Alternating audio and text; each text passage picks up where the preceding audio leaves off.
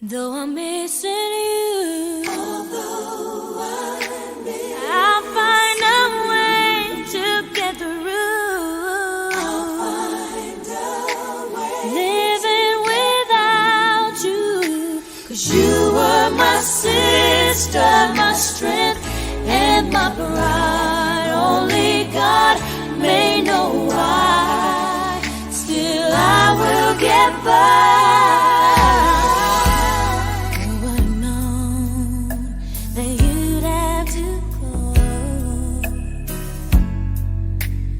Suddenly so fast. How could it be that our sweet memories would be all that we have planned? And now that you're gone, every day I go on, but life's just not the same.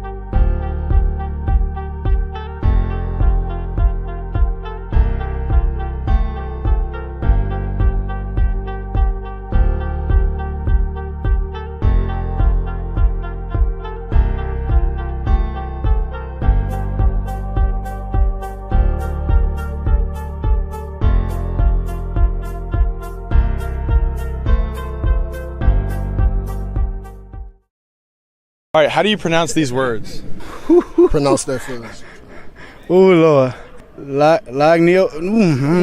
I don't know. No, I ain't got, man. What? These New Orleans words, bro? All New Orleans words. Laganapapi? Lagna. You know those words, bro? Lagneo? I don't know. Help me out, Gav. Lanyap. Tell everybody where you're from. New Orleans. Nola, baby. Pronounce that. Chapopulous? How you pronounce it? Chapatulas? Chapatula. It's right by my house. Chapatula. The T silent, ain't it? Chipatala? I'm wrong? Chopatulas, man. Chop. Chupiti Willis? Chow Pitu. I don't know. Chapatulas. Chapatulas. Chapatulas. I was close. Pontchartrain? No, you had it. Okay, Jay Witt. Pachartrain? Pont. Chartrain. He was close. I got Decatur for sure. I got Lagniepe for sure. Close. I got Lesage, Le Bon Temps Ruler for sure. And then Pontchartrain. Yeah, good. That was pretty good. That was like a 7.5 out of 10. Like an I give it? Like an 8. Yeah, like round it up. 8.5 low key. Yeah, love Like that. a 9 low key. Thanks for joining the channel. Later. How do you pronounce these words? Put me on camera, bro. No, you good. 1,500 Asian lady did them. At the dentist? Yeah. Nah, bro, you gotta go back, bro. What did they do? They gonna file them down, but you know what I'm saying? So they put them over your regular teeth? Nah, they took my teeth out and they gotta file them, fool. Nah, fam. Bro, Nah, you gotta really go back. hot-siding them. You hot-siding them. Nah, I'm just For saying, real, bro. fool. The For real. bitch is big, bro. You ain't seen yourself? You a whole ass nigga, bro. Bro, I'm just saying, bro.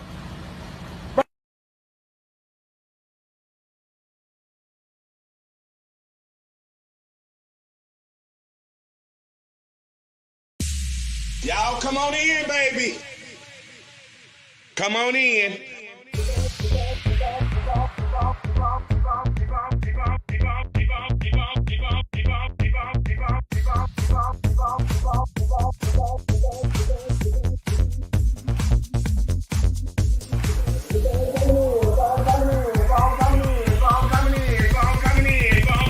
I wait for everybody to come on in. Come on in. Come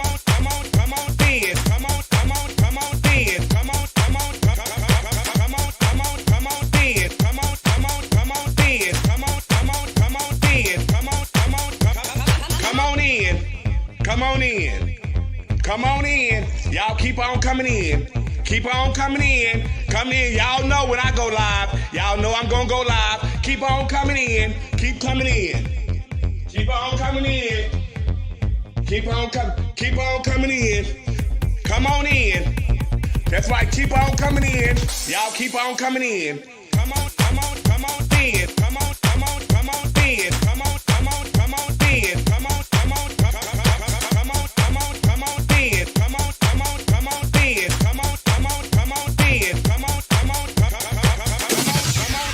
Come on in. There's no budget here at the Boom Boom Room.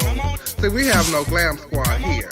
There's no hairstylist, no nail technician, no makeup artist, just you. This is a do-it-yourself type of gig over here, sweetie. So guess what? This will separate the little girl from the women. Now let's get to it. Y'all keep on coming in. Come on in. Come on in. Come on in. Come on in. Come on in.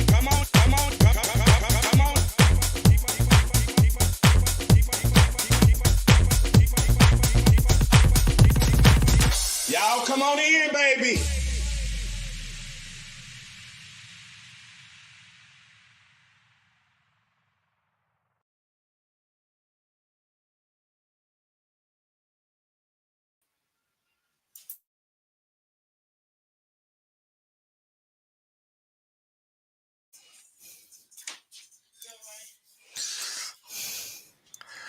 Hello, everybody, and welcome to another Wednesday night. It's time to, for our point of view, it's time to get our just.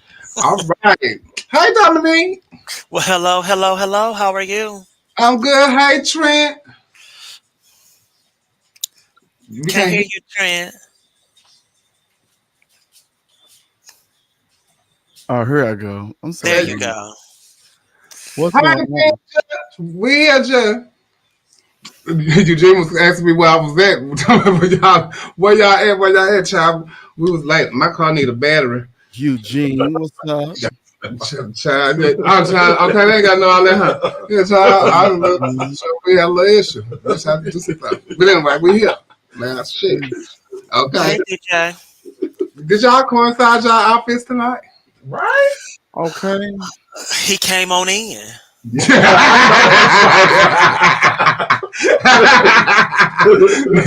he come on in or what? Look, honey, he came on in. I had a special. He came on in. Tonight. Yes. Everybody got their glasses on. We all look intelligent. Okay. DJ Bonet. Yeah, so hey everybody. Hey, Good morning, Diamond. Phil, Wade. What's up, Good Phil? morning. Shout out to Carrington, Good morning. We worked together on Monday night at Hydrate in Chicago for Mimi Mark's birthday. Okay. Shout out to Mimi Mark. Shout out to Mimi Mark, the legendary Mimi Mark. Yes, she turned 57 on Sunday. Oh my gosh, she looks Wow, good. she looks great. She does look She good. Wow. Absolutely amazing. We had a good time. The show was great. Shout out to Rough and Stuff. I saw Amelia Black. I haven't seen Amelia Black in so long. Shout out to Amelia. So it was fun. I had a really good time. We had fun in Chicago.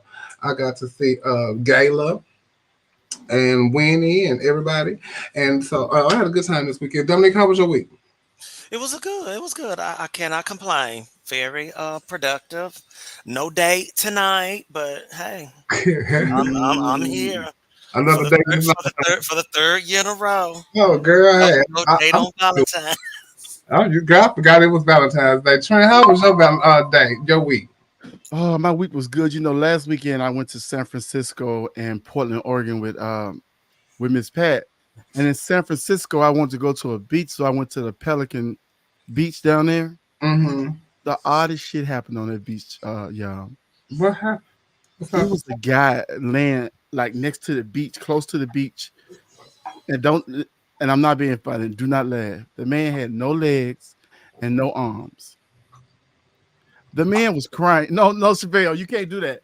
The man was crying, and I said, "Sir, what's wrong with you?" He said, "I ain't never been hugged." So I kneeled down and I hugged the man, right?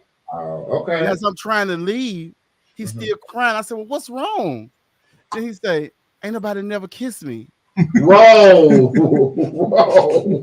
Whoa. Next level. Okay, really, right? So remind you, this man got no legs and no arms. So I bend down and I kiss him on the cheek. Okay, so I'm walking off, trying to tiptoe off. This man says, he starts to cry very loud now. So I went back. I said, "Sir, what is wrong now?" He said, no, Chevelle, listen. Come on. He said, "Sir," he said, "I never been fucked." Chevelle, listen, Dominique, listen. So being a nice person I am, I picked the man up and throw him in the beach, and I said, "Now you fucked." Oh my God. I love this every week. I love this. I love that. You know what? Love that. You know what? I love it. You need Now your you ass fuck. whooped. You That's can't what you swim. need. You ain't got no legs and no arms. Now you fucked. Now you fucked up. Now how you got to wiggle your way through it.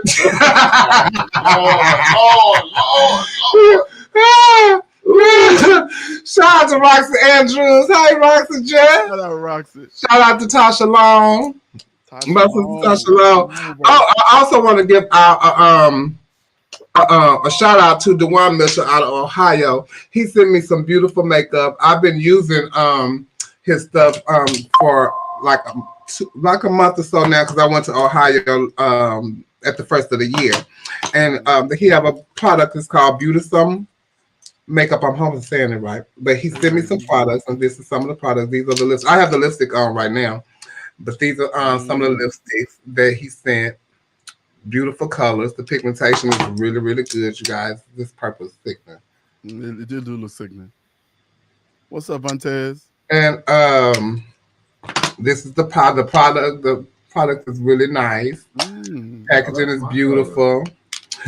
This is one of the palettes.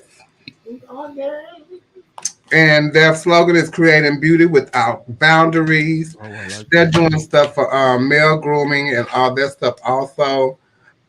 And this is one of the palettes. The eyeshadow pigmentation is really, really, really good. Those are nice colors. See how that, and that's just with one swipe. So shout out to Dewan Mitchell and Beauty Some Makeup.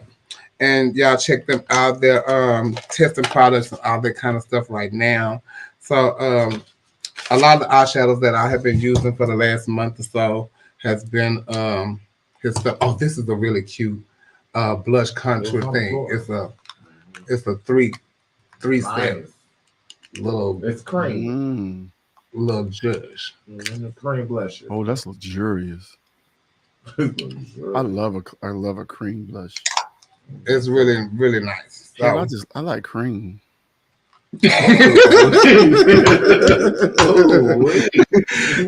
ain't been creamed in a long time, Joe. It seems like I have been on hiatus over here, honey. I don't know what's going on. The malls is really kicking in. They have just not gave me no type of nothing, no type of drive, Judge. Shout out Beauty Cosmetics, and I'll be posting stuff so y'all can order their makeup and support them. It's black owned. It's really good products. So. Absolutely. And thank you for that, Dewan. And the colors look rich. The colors look good and rich. They look really good. I love them. I love them. Oh, he sent me some foundation too. I can't wait to dig into that. So I love a good foundation. We're gonna see if we can get you one too, Trent. Okay. And test it on out. Baby, my address is ready to be shipped. Okay. And be worn on everybody. It's time for hot topics. It's time to move along. It was a Super Bowl weekend. And Super Bowl was in Las Vegas.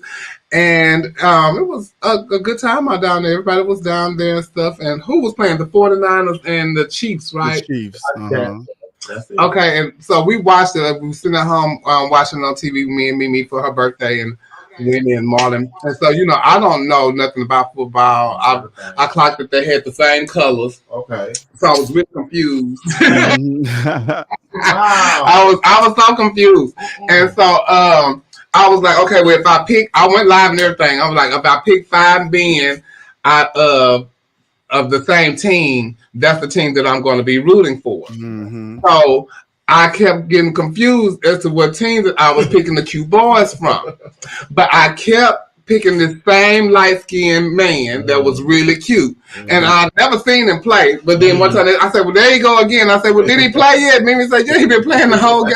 I was like, oh, every time I see him, he's standing to the side. Okay. So come out to find out the next day, because I didn't get to see the ending of the game because I had fell asleep, because after that I was high and all that kind of stuff like that. Usher performed already. Yeah, Usher had performed. And so the next day they showed the guy again, kind of find out he's the the MVP? Patrick Mahomes. Yeah, it was him. Yeah. In the game, didn't it? Yeah. I don't know. Didn't they win? Yeah, they won. The Chiefs. They won. That's the team I wanted to win. Then.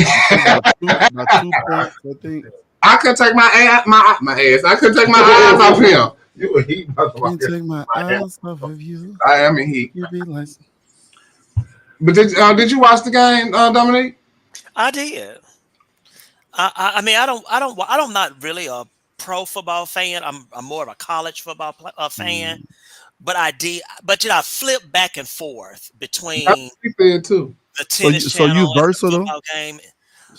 Oh, I've always been. But word! You said you flipped back and forth. That's not the point. That ain't the point. Oh my God! But that game, it was really good. It was really, really good. But of course, my favorite part, which I'm sure was the biggest thing, because I was rooting for the Chiefs, but was oh my God, his passing ability and the way he just sees the field and he knows when to throw and make that pass. Yes, child. They say he was really good. They say he really shot out towards the end though when they went into overtime. Because they had less than 3 seconds left to score. and they didn't go for the field goal. They were going for the touchdown, and he just so happened to. They made that last touchdown right there at the end. It was really good. Mind you, I didn't see no kind of scores or nothing when they were scoring and stuff, but I saw when they was pulling on shirts and all that kind of stuff and filing people and flag on the plays and all that stuff. I was yes. And even though I ain't girl, listen. Nah, but I saw him and he was cute, and that's so. What is the Kansas City Chiefs won? Yeah, Kansas City Chiefs, and they played the San Francisco 49ers. 49ers. Okay. The home of the gays. Oh. San Francisco is the home of the gays. White gays. No. National District. Atlanta's the home of the gays. Yeah, Atlanta's the home of the black gays. It's okay. On San Francisco, the white gays. Mm-hmm. Okay.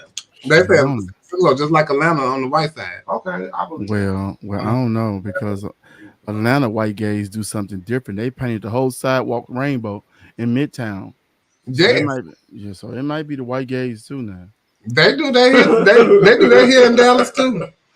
What's up, Rodriguez? What's up, Ephraim? Oh, I said lost $1 million a bet though. Why, baby? Is that a tax write-off? Hell no. I know Cardi, man. But they're not together anymore, are they? I thought they ain't gonna never stop being together. They ain't gonna never stop being together. They just offset right now. Wow, that was so good. Okay. They offset. They definitely offset right now. She ain't going nowhere, honey.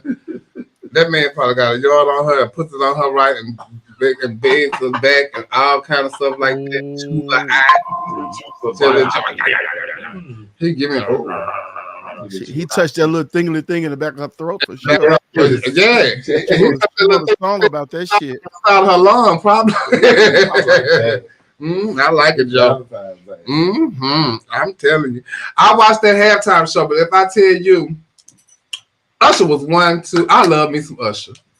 I love Usher. I do. I'm so glad he have added Houston to his show.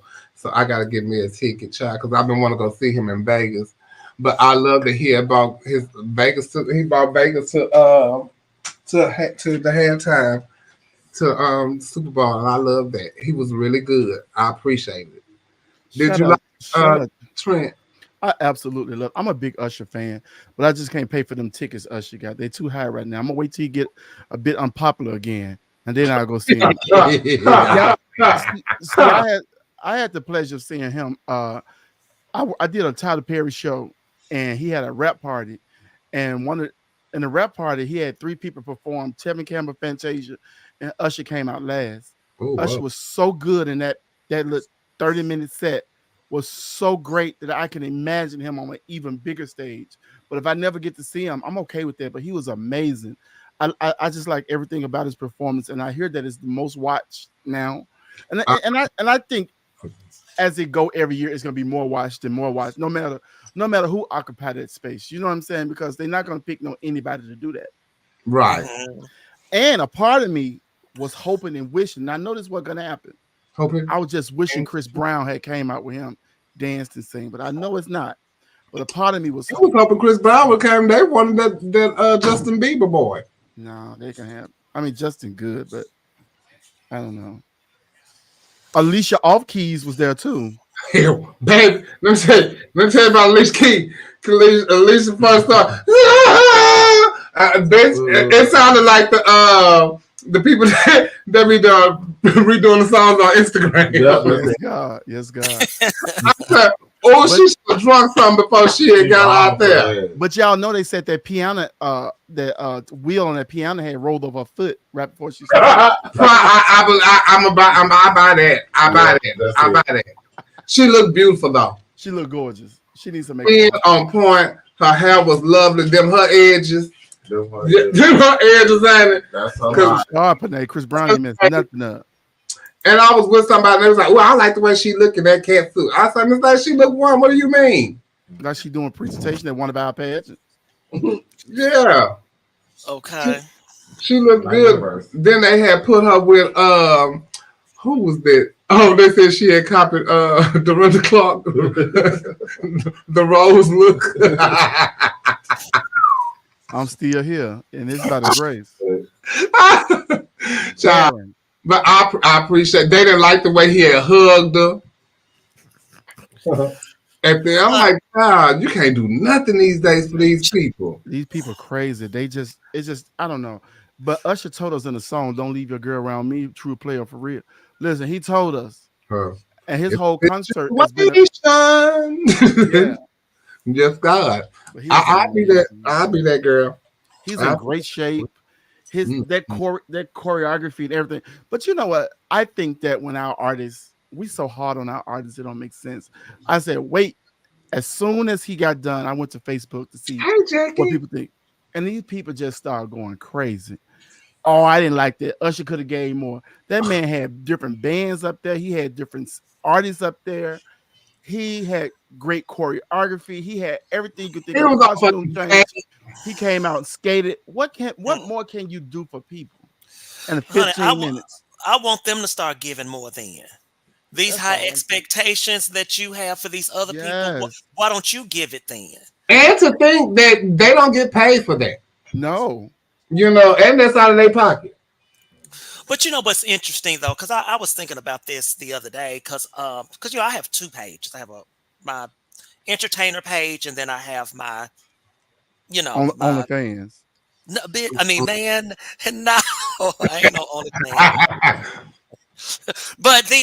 But you know, it's just really I just really had to come to the realization that that mostly be us doing all of that. Yes. Because when I went to the page from with my legal name and everything, they weren't talking about that stuff. Sure was. They were talking about the game. They talked about how much they did enjoy the halftime show, and you know, and I have a different mix of people that are on my other page, professional people I play tennis with and stuff like that.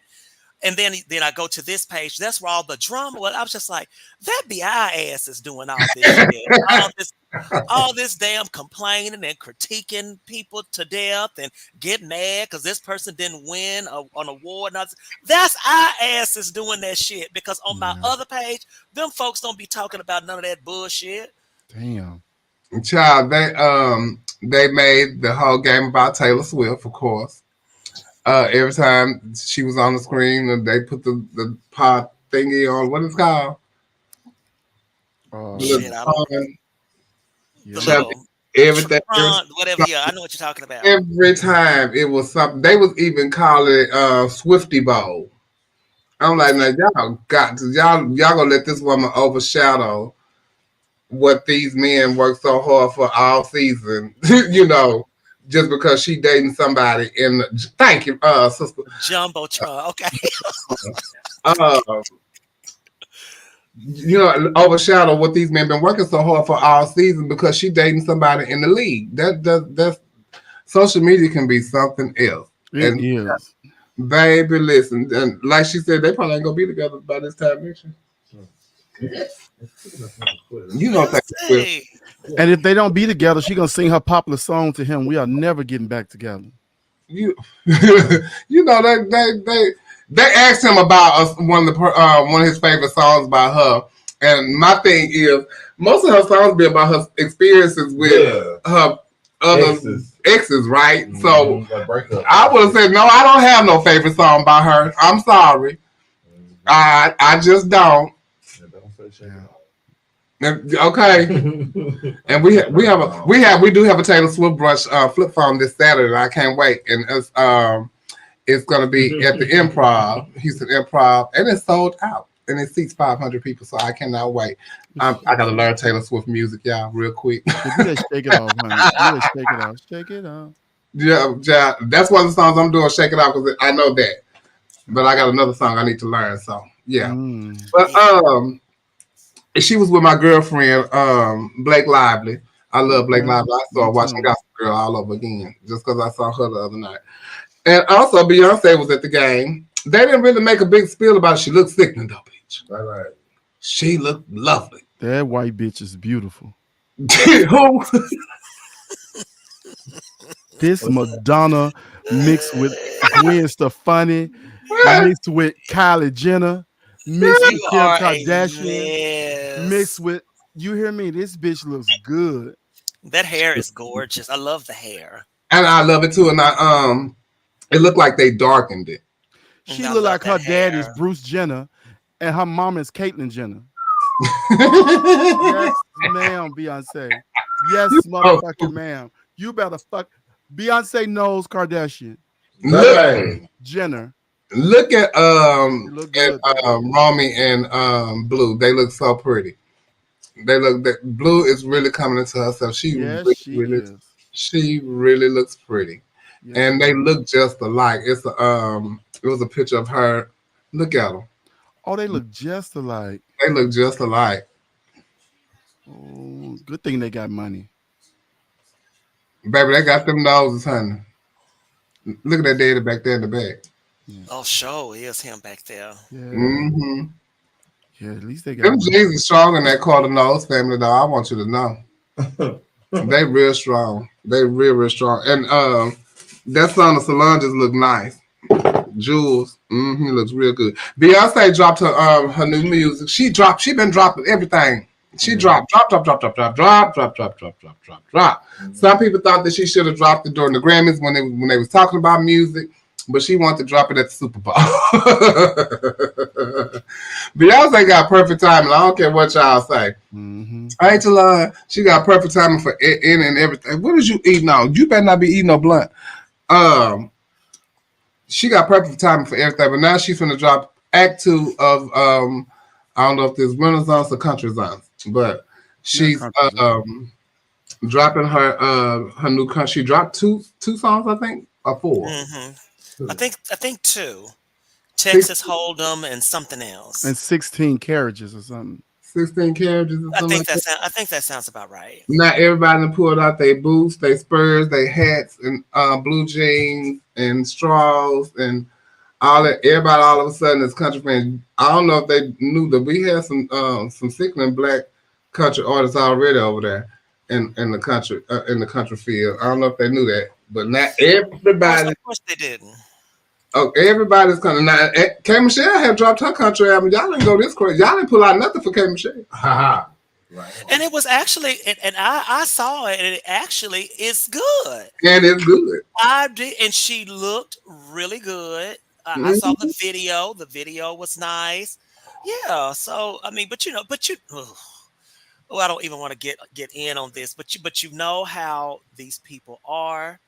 It don't matter. It doesn't matter.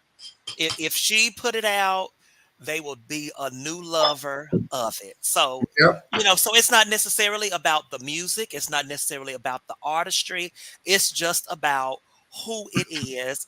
And that's just the way that it is. And it's almost, I don't know. When I think about it, it's just almost so adolescent to me. It's how we used to act in 7th grade. I don't care what it is. I don't care what it is. Y'all like it. Right around is a black country artist, and her music is good. And it's funny how they are like the black country artists are saying, let's collab with Beyonce because they want to put themselves on. And that's really a game when y'all already in that genre, but y'all want to what you got? Y'all want to collab with her to boost, what you got. And I get it. I didn't see K. Michelle's people acting like this, so I'm not sure if it was adolescent or not.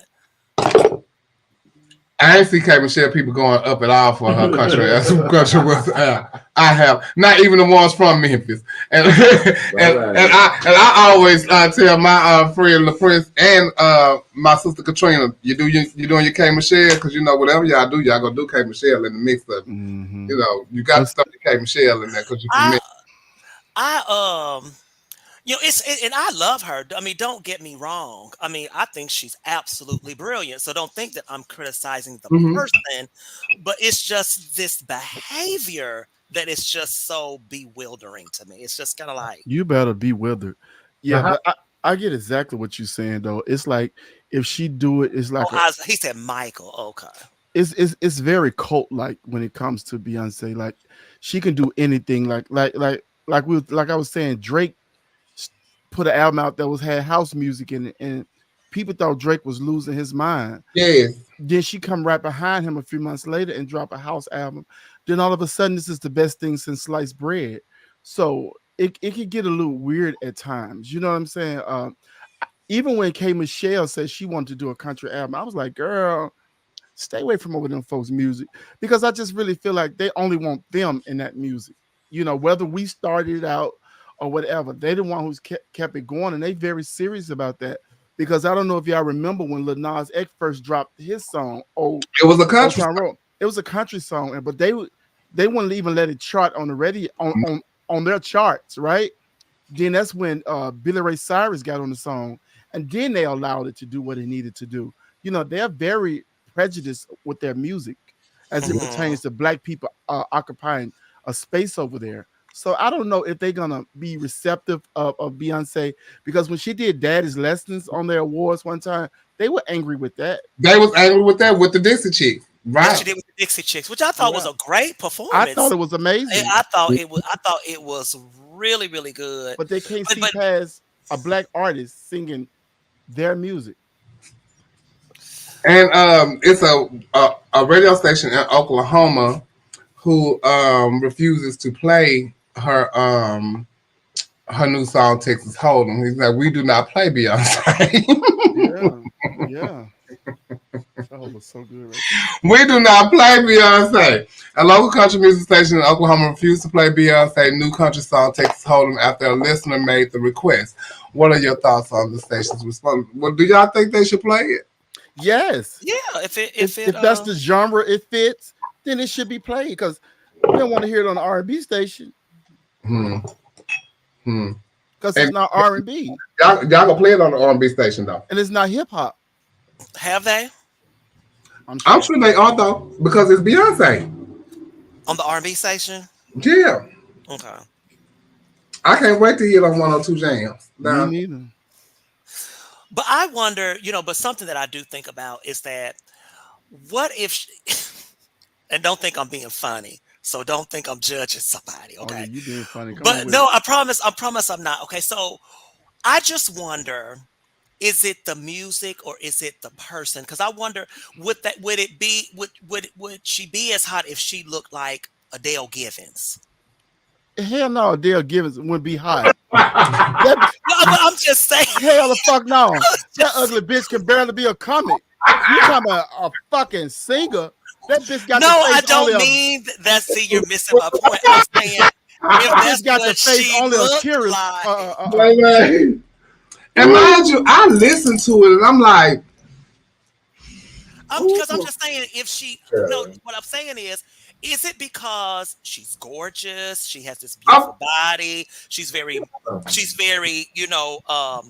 marketable. But what I was saying was, if she looked like an Adele Givens, would they still be going as crazy? Is it really about the music, or is it about the person? That's right.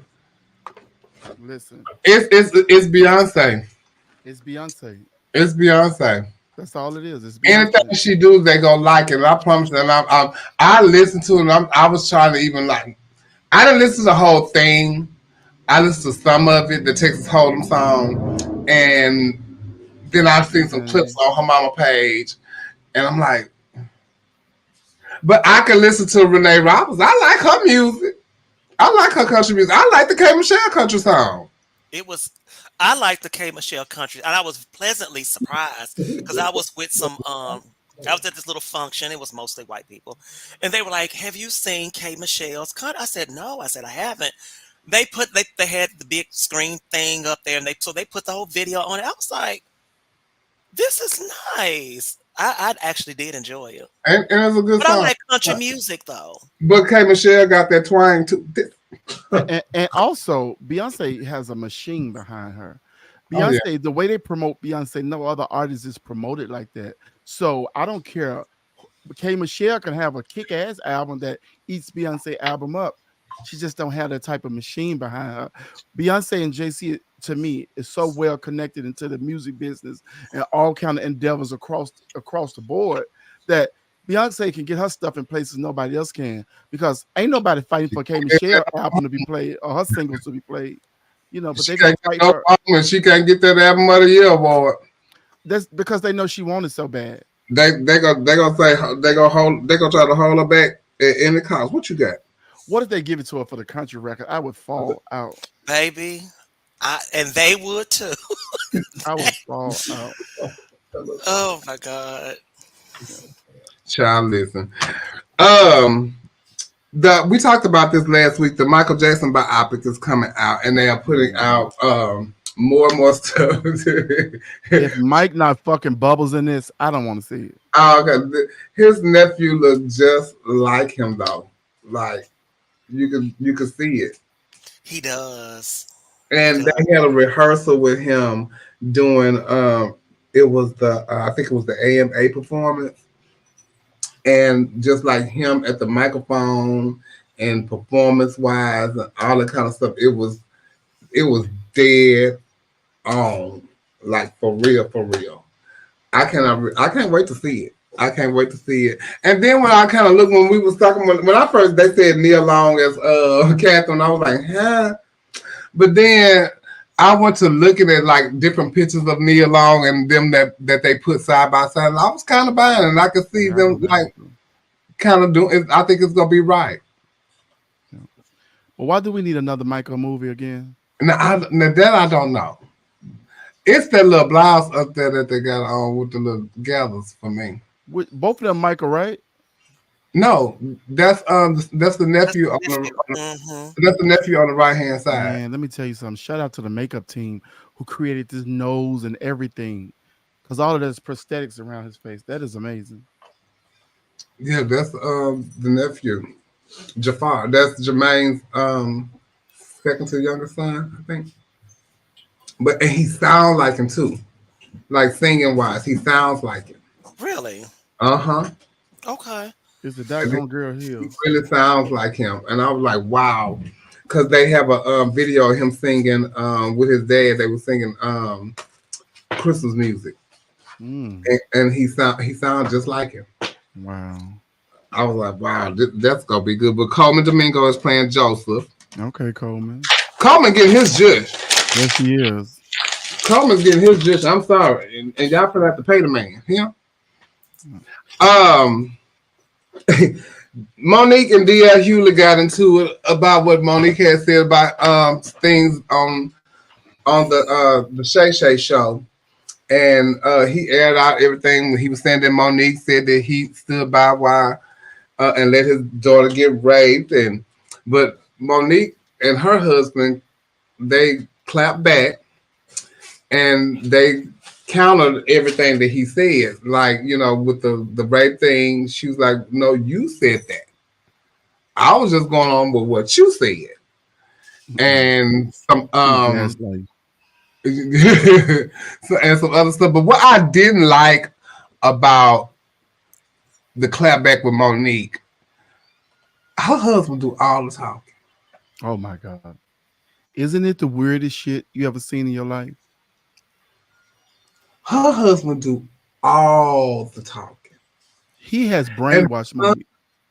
Her son even went live and was saying how they don't have a relationship, and and she was lying about this, that, and the other, but he loved his mom and blah, they this, that, and the third. And when they talked back, when they made the live about him, he did most of the talking again. About her son. About her son. That he should have just stayed the fuck out of. That calls him Uncle Sidney. Uncle Sid. Is fucking my mama. But some women, when they get into certain relationships, they like playing that subservient role. They fall into that. The man is the lead. The man is the speaker for the house. Yeah. Some women really get off on that, because for them, I don't know. It's not, I don't want to say validation, but they just really feel like that's what it's very hidden supposed to do. So, but I don't, child, listen, I don't want you talking for me. I don't want no, I got it. But as a kid that grew up with a single parent, I always had a problem with my mom's boyfriends or whoever, she was dating, even trying to like reprimand me about anything. I've always had a problem with that. Even on my dad, with my dad and my stepmom, I had a problem with that because I don't think we even had that type of relationship going in to where you can talk to me that way, or tell me anything like this. So don't speak for me and my mama.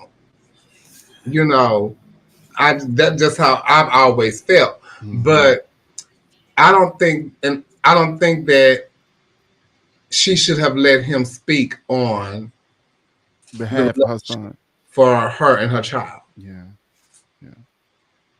I just don't know. I don't care how long he been knowing y'all, how long he been in the family, because he was Uncle Sid, know your daddy. You and the daddy got a good relationship, all this kind of stuff like that. And he was talking about how he even made negotiations so he can get the car that he has now. He was doing that, and the child was 30-some years old at the time. How Monique bought all the stuff for the baby. That he has, but he's not saying all the things that she has done for him, the materialistic things that she has done for him. She did also posted, text messages between them and all that kind of stuff. And you could tell like she kind of reached out, but she a celebrity. She went on that show and she put that out there for them to talk about relationship with her child. I just think that shouldn't have happened. But let me just speak on the piece about, okay, so let me say this. Say it, Dominique. Your first child is, for a lot of people, is almost an experiment. Because if you weren't taught how to be a mother, or you never saw someone mother, it's trial and error for you.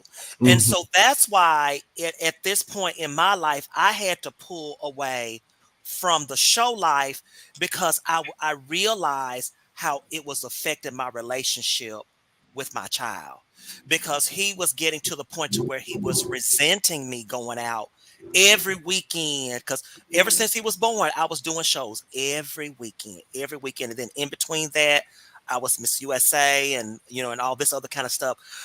But when you're trying to chase the bag and you think that you're doing what's best for your life and what's going to be best for the child's life, you don't really realize the damage that it's also doing at the same time. And I don't think that anybody ever said to her, hey girl, you need to maybe want to slow it down, because this is going to have repercussions later on. So, so I mean, and I'm not saying she did right. I'm not saying that she did wrong, but I can relate to how it can happen, especially when you're making the type of money she was making, and she was thinking, "Ooh, I just got to keep grabbing this money and it's gonna be better." And then she was thinking, okay, now I'm gonna be good. But then that next opportunity came, I'm finna grab that. So you kind of get money. I don't want to say money hungry, but you get attached to, I want more, I want more, I want more. It's the chase of it all. It's the chase of it all. Yeah. Not realizing the damage that you're doing in your personal life. Yeah. Down the road, and I'm only saying that because I've experienced that on my little small level. I've experienced it, how it was having an effect on my child. And I agree, because they don't know how to navigate that when they're young and they first starting out in the entertainment industry and they got children and stuff like that. And that's why I think when they come into it, the managers and producers and all that stuff, whatever they get into, whoever gonna sign them or whatever, they don't want you to get pregnant. They don't want you to have a child. But it's not like that for men. But it's definitely like that for the women. Yeah. But you know what? With Monique, for me, one thing, Monique's biggest problem for me is she just got to be right about everything. And when you just got to be right, then you start to lack accountability. The word for Monique is accountability. he did not say that. He's saying that my mom don't fuck with me and I don't fuck with her. I love my mom still though. If she really wanted to reach out, she could. If she really wanted to do it. So Monique needed to go live with her husband sitting next to her, looking like get out, looking like she needed to blink once for yes, two for no if she needed help. You know what I'm saying? It's starting to be sick. And I can't imagine like people happen to do interviews with her or try to do a deal with her when he's right there all the time in the mix of everything, not letting her get a word in when he's not the artist. You understand? So it's probably hard to have a meeting with him. If Monique can take accountability, we didn't need to see text messages from 3 years ago. That didn't prove anything. That was from 3 years ago. That is the only text message you have between you and your son that you can show us. But she's so busy trying to prove herself right. Yes, baby, I love us for real. And sweet baby, when I say this and when I said no, all you got to do is reach out to your son. You'll be surprised what a conversation will do, what an accountability would do. Say, son, I'm sorry. I know I want the best. I know I wasn't there. I can't make up for that. But what I can do is I can go to counseling and get some help. I can go get some tools to help us get past where we are now. We could do family counseling. At this point, when you argue with people, all y'all doing is trying to prove who's right, going back and forth, and nobody gets what's wrong because everybody want to be right. It's not about being right. It's about being diplomatic. If I see that I've hurt you in a way, I need to take my feelings out of it so that I can see where I went wrong with you at, you know, because it may feel right to you how you operate it. That may feel right, but that does not work for him. So I can come together with my baby. If I can get online and talk about Oprah Winfrey and Tyler Perry for 14 years, I can reach out to my son for a year if it takes to make it right. If that's what I want. And talk for you and your relationship with your child. That man, you can tell the way he handles her that he has been a problem with her career, with her losing. She blamed it on Oprah and Tyler. But she got to also reach back around to her husband because what we've seen now is that she can't even speak for herself. Then Monique is a contradiction of a lot of things that happen in her life. Like, you know, you act like the Oscar didn't mean anything for you. You rather have your NAACP award. That's the most important thing to you because it's for us by us. But when you go live, your Oscar is on the first shelf and your NAACP is on the bottom of that. You know what I'm saying? So stop all this buffoonery. You better look in the background. Oh, I did. I had to because I remember her saying this interview, you know, about what was better for her. But when someone tells you that they hurt you or that you hurt them, don't go back and find everything that they ever done to you too and try to make yourself feel right or vindicated in that moment. What the people is saying in that moment is, I'm hurt by some actions that you have inflicted on me, right? Fix that. Then if you got a problem with me, then we can start fixing on what I did to you. You know what I'm saying? Like, take some fucking accountability, Monique. Stop loving us for real. We don't know you. Exactly. Love him for real.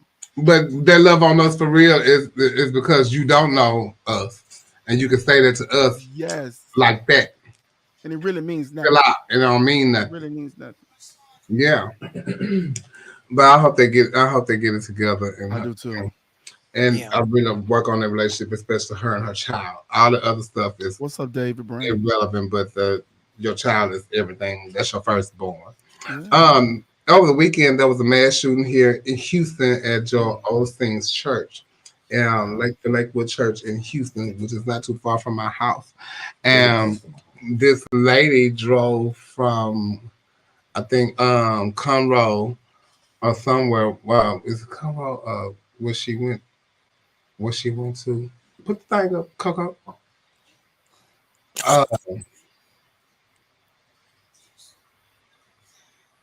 I think she drove from Conroe. Conroe is from here, but it was some anti-Semitic stuff written all over the place, and they end up killing the woman. And Joel Osteen Church is huge, y'all. It was people injured, kids. Isn't that thing huge? Look at that. Ooh. If they just gave $1 piece, he'd be filthy rich. Well, and you think they don't? They got to pay tithes. The biggest hospital. I know. And And mega churches don't have to pay tax. Shooting. So, which I have not followed it very much, but have they? Of course, she's dead, so I guess they can't really get the answer. No, they can't So access shit. I'm just wondering what took her there, Yeah, it makes me wonder because when stuff like this happens, and I know people do crazy things all the time, but it always makes me reflect back to people like Jim and Tammy Faye Baker. Mm-hmm. And you done took, and people done gave to you, and then they be on here and say God gonna bless you because He wants you to be prosperous. Give this because this. So I mean, I just wonder what took. I mean, because if she just wanted to hurt somebody, she could have gone anywhere. Whereas there was a lot of people. So I wonder, does that particular place or though somebody there is what took her there? I mean, you know what I mean? Yeah. Because like I said, if you just want to hurt somebody, you can go in a movie theater and you can go do some Don't stuff. get them no ideas, man. Don't get Well, they've already done that years and years before. But it just makes me wonder, was she taken advantage of in some kind of way where she gave all this, like she kept giving all this money to the people and stuff. I mean, I just really wonder what took her to that particular to the church at 155 on Sunday wearing a trench coat and a backpack carrying an AR-15 style rifle. A 7-year-old child believed to be Moreno's biological son accompanied her into the church. Moreno fired multiple rounds upon entering a hallway of the mega church located on Houston's busy Southwest Freeway, right off the freeway. 2 off-duty officers shot the shooter, who died on scene, according to authorities. The child was also shot in the head and is in critical condition at Texas Children's Hospital. Oh, wow. Another 57-year-old man identified in the affidavit as Tom George Thomas was shot in the leg by her. Moreno threatened that she had a bomb, so officers searched her vehicle and backpack, but did not recover any explosives. They continued a search of the church, which seats more than 16,000 people on Sunday afternoon. Officers said the shooter was spraying an unidentifiable substance, prompting them to call upon the fire department and hazmat units. She came from Conroe. She was a resident of Conroe, which is like 40 miles outside of Houston, and she had they seized in all ammunition, firearms, explosive materials used to make explosive weapons, and cell phones and computers. Moreno's home was described as a single-family dwelling.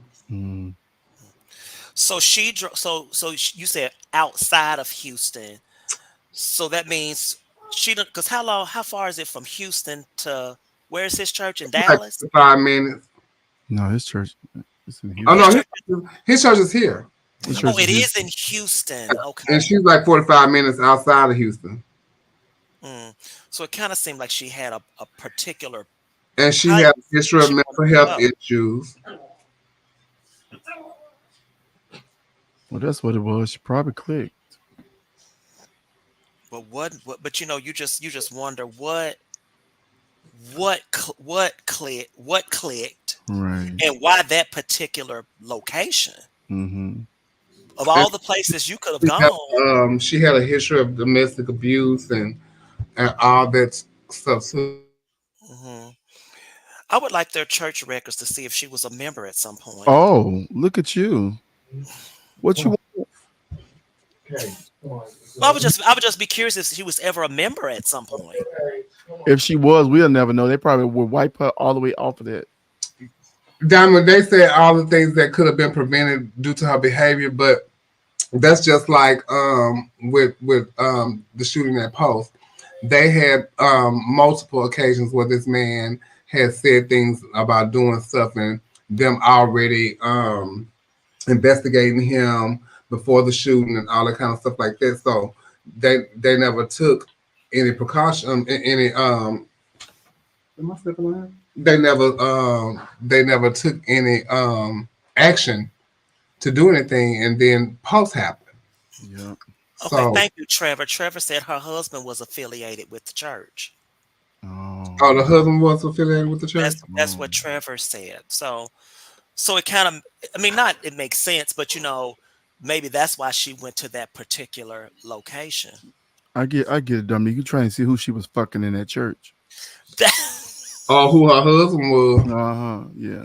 Mm-hmm. And we were hoping it wasn't Joel, because I look at him for motivation, scriptures and stuff. Do you? Yes. Oh, it'd be too cheesy for me. It is cheesy, but it's easy being cheesy. Oh, it'd be so cheesy. I'd be like, it's easy is he for being real? cheesy. And then the wife be next to him and be. No, I follow his Twitter account, so when he always posts inspirational. I don't like per se watch his show. I've been to his church a few times with Yolanda. She have sang there. Oh, really? Yeah, it's a huge church. It got everything you can think It used to be the Summit where the Rockets used to play. Oh. That's what it used to be. They used to have concerts, and the Rockets used to, the Harlem Globetrotters used to play there. I know you. All that kind of stuff like that. And then he bought it and made it his church. Okay. But interesting. An audience walks out on a comedian that was playing at a comedy spot because he made a joke about George Floyd. I'm gonna play it and then we're gonna talk about it and let me know what y'all think. Reason George Floyd got his neck nailed on.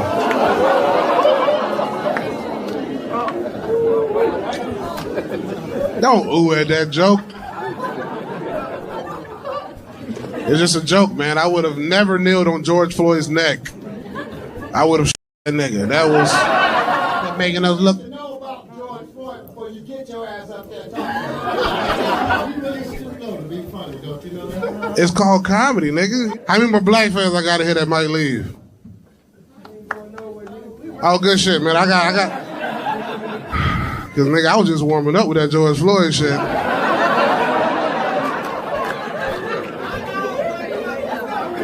You ready to go? All right, baby. Okay. All right, you offended too, baby, with the braids? All right, you offended too? God damn, man, fuck. Y'all good? Or y'all about to...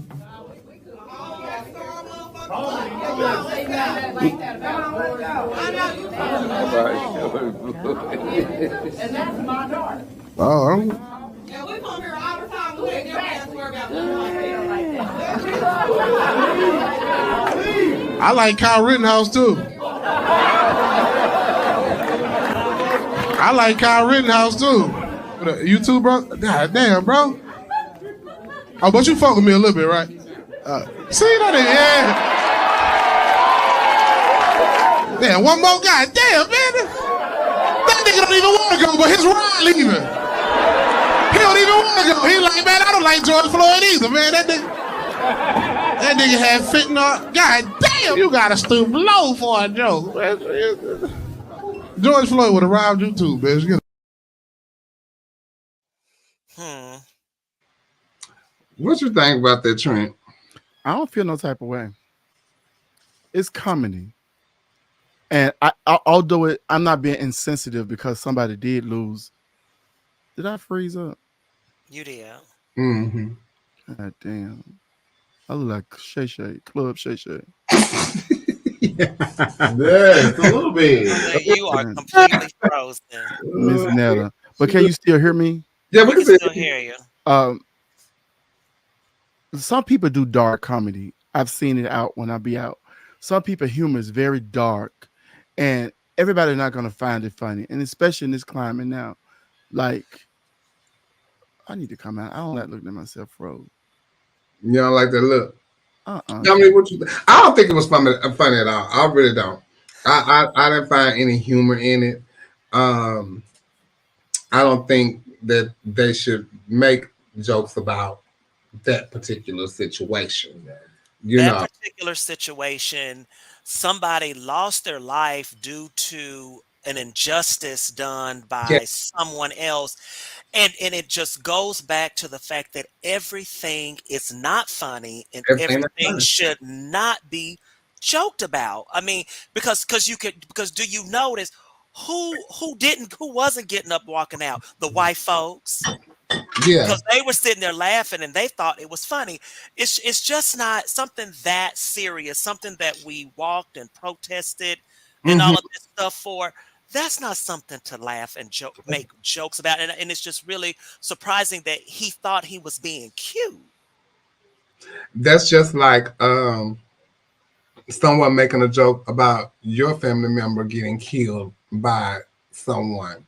And it could not have been like at the hands of a police officer. It could have been the hands of their loved one or something like that. You know, it could have been, but I don't think that was cute at all. I probably would have, and I would have wanted my money back too. Yeah, it was just so inappropriate, and for him to, like I said, for him to be up there thinking that it was okay. Because then he kept saying funky stuff in the midst of the people saying we don't like it, we're leaving. He still kept poking the bear. Mm-hmm. You still kept poking the bear. You was trying it. You was trying it, and I think that's late. Yeah. There was a Kansas City shooting today. Oh wow! Also at a Super Bowl parade rally, 1 dead and 21 injured. Somebody just came in on and gave me the news. Yeah, I gotta stop the senseless craziness and shooting this. Then Trump's stupid ass saying what he said the other day. It's just a lot. This country's going crazy. Y'all want to see the clip again from what the guy was saying? I guess Rudolph said, "Can we see it again?" Reason George Floyd got his neck nailed on.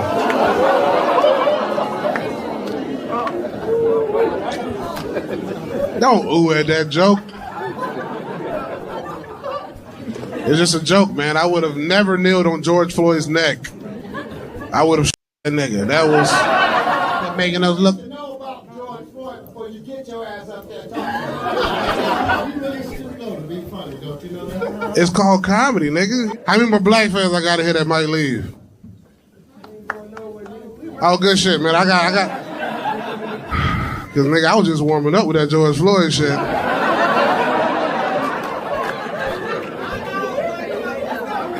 You ready to go? All right, baby. Okay. All right, you offended too, baby, with the braids? All right, you offended too? God damn, man, fuck. Y'all good? Or y'all about to...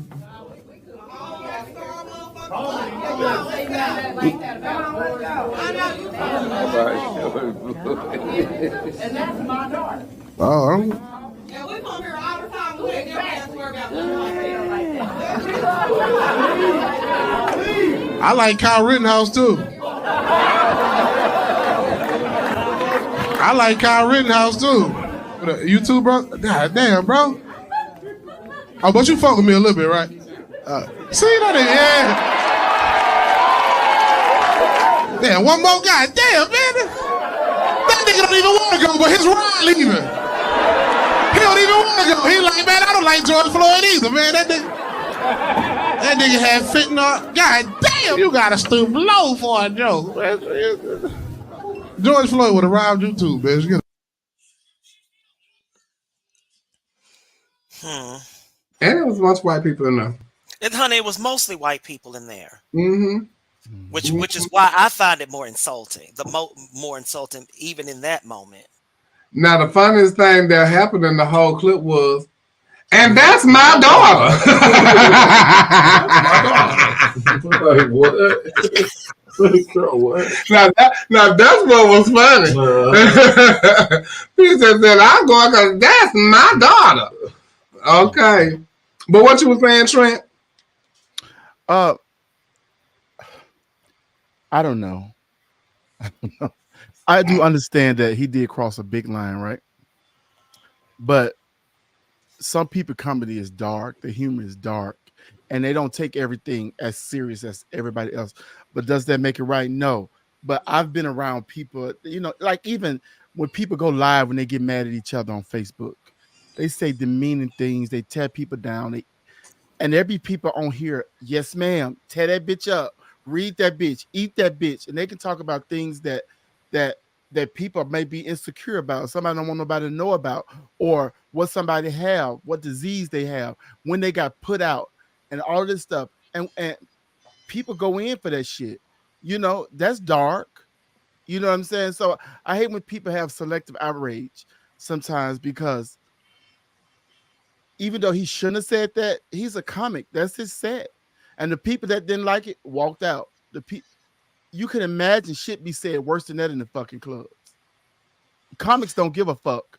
When I tell you Miss Pat called me every fat, sissy bitch, anything you want to, that shit don't bother me, because I come from that. It depends on, how deep it cuts you. You know what I'm saying? It's all storytelling. So he went too far, yes. But I paid money to come see him. I'm gonna sit there and watch the rest of the show. That's just how I feel about it. Yeah, I mean, but even though I get it's comedy or whatever, but there's nothing funny about someone being killed. Mm-hmm. There's just nothing. What am I supposed to laugh about in this situation where how long did the man kneel on his neck? I don't remember, to where he was defecating on himself and stuff. You can't get me to the punchline with that. There's no way that I'm going to think about this situation and you help me find the humor in what you're saying. Now, it's not about the race part. It's not about, the because y'all swear that the trans jokes are funny and all that stuff. Okay, whatever. But somebody lost their life and it triggered a nation to protest. So what's funny about that? I want you to explain to me where's the part where I'm supposed to start laughing. Because when I think back on what happened to this man, he left a child behind who will never see her father again. Help me find the part where I'm supposed to start laughing, because I just can't find what you thought, why did you think it was funny to make that joke? And kept saying stuff. Oh, he don't like him either. I mean, yeah. Whatever. Like, oh, he'll rob you too. Yeah, that's what he said. Yeah. It's I just thought it was a little too much myself. That's just like, I'm sure they have, but I haven't heard no more Luther King jokes and him getting killed and stuff like that. I just think it's not a good thing to talk about somebody getting killed like that. Last week we had talked about detransitioning and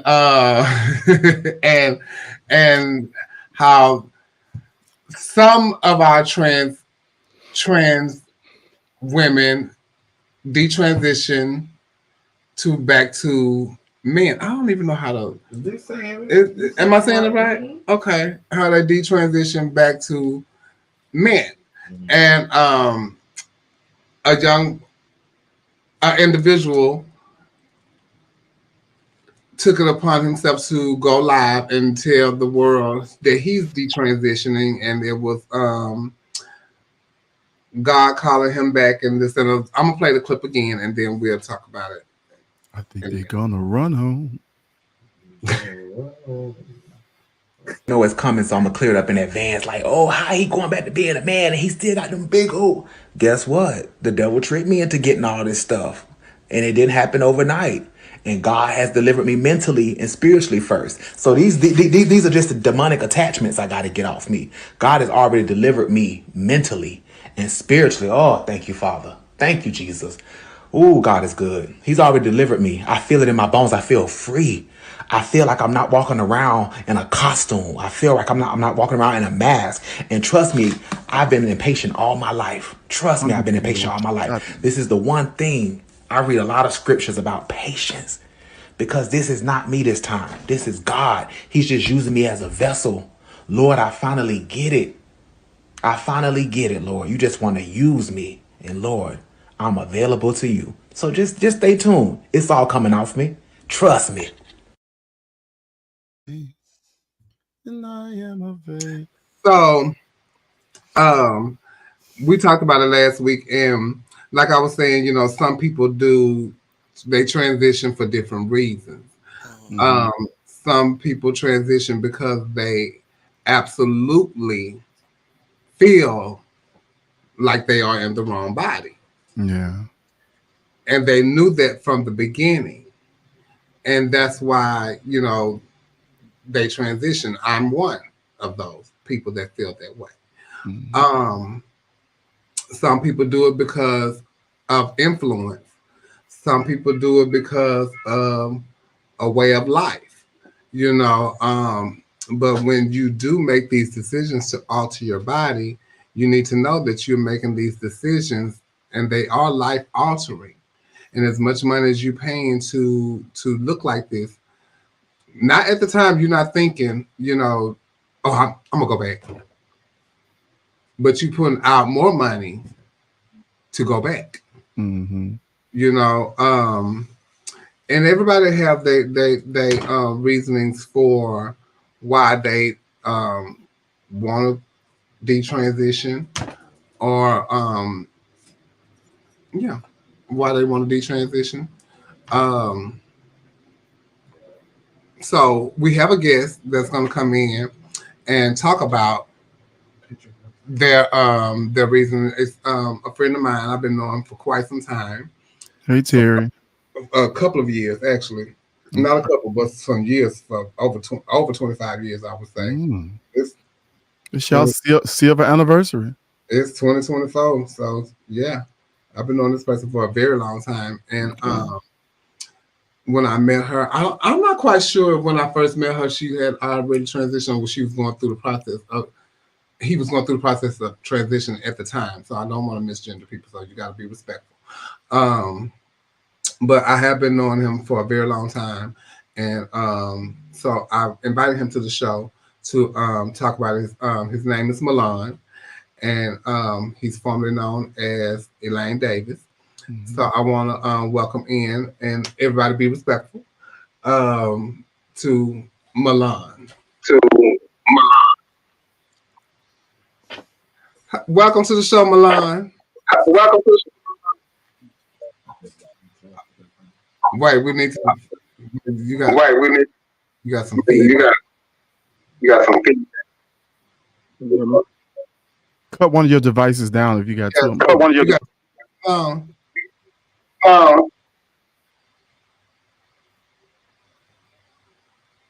We can't hear you at all.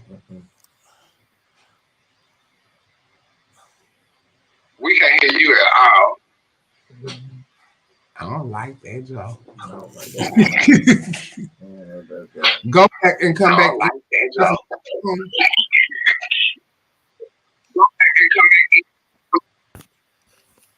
in. Yeah, go back and come back in. Yeah. So I do know like a couple of people that that has transitioned back. Yes, that's Elaine. Now known as Milan. And I respect the decision that everybody makes, because that's your life. Whatever you choose to do, bottom line, totally on you. Yeah. I don't have no thoughts about it really, because it don't have no bearings on me. Because I would love for somebody to stay on my business. Correct. So and let me live my life. I'm living my life for myself. I had to go through a lot, not to say I did, but go through a lot with transitioning and getting family members to accept, the way I choose my life. So, I'm sure it could be a whole lot with the back and forth with that, so let people live their life and, do as they see fit for them. And so hopefully we can get some type of understanding as to why Milan transitioned. Now, I do know that even they said that Zario said, which was who went viral, he said that he transitioned because of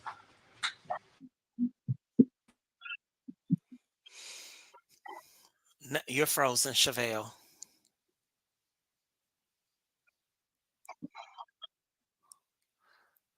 Everybody having testicle difficulty. Honey, something's happening. Hi, Milan. How are you? Oh yeah, the I'm good in sound is. yourself.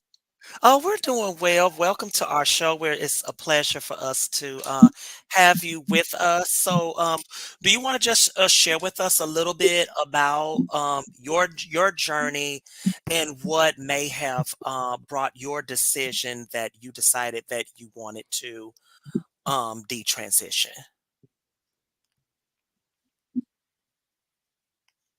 Well, actually, when I started doing the art form of female impersonation, I had a goal in mind, and I did not want to be ever be a girl, but I fell in love with the character of being Elaine. Elaine was popular. Elaine was funny. Everybody loved Elaine. So I fell in love with the character of being her, and I added more things to it. And I feel to me, I didn't go overboard. I only put seal in my face and in my hips. My breast, I just hormoned. And so I just did not want to look manly. Hmm. So, and I wanted to fit in because I actually lived as a woman for like 25 years and I worked in corporate. So, um, I didn't want to go overboard. And I still wanted to go home and look halfway decent to my kids. And these are biological kids. These are my biological kids. At this point, I only had four, only had three. I have four Okay. now. 4 kids. So when was that moment that you decided, this has gone on long enough. It's time for me to make this decision. And what did that feel like? What type of conversation did you have with yourself that you said, you know what? It's time for me to let this part of my life go and move forward to where I really want to be.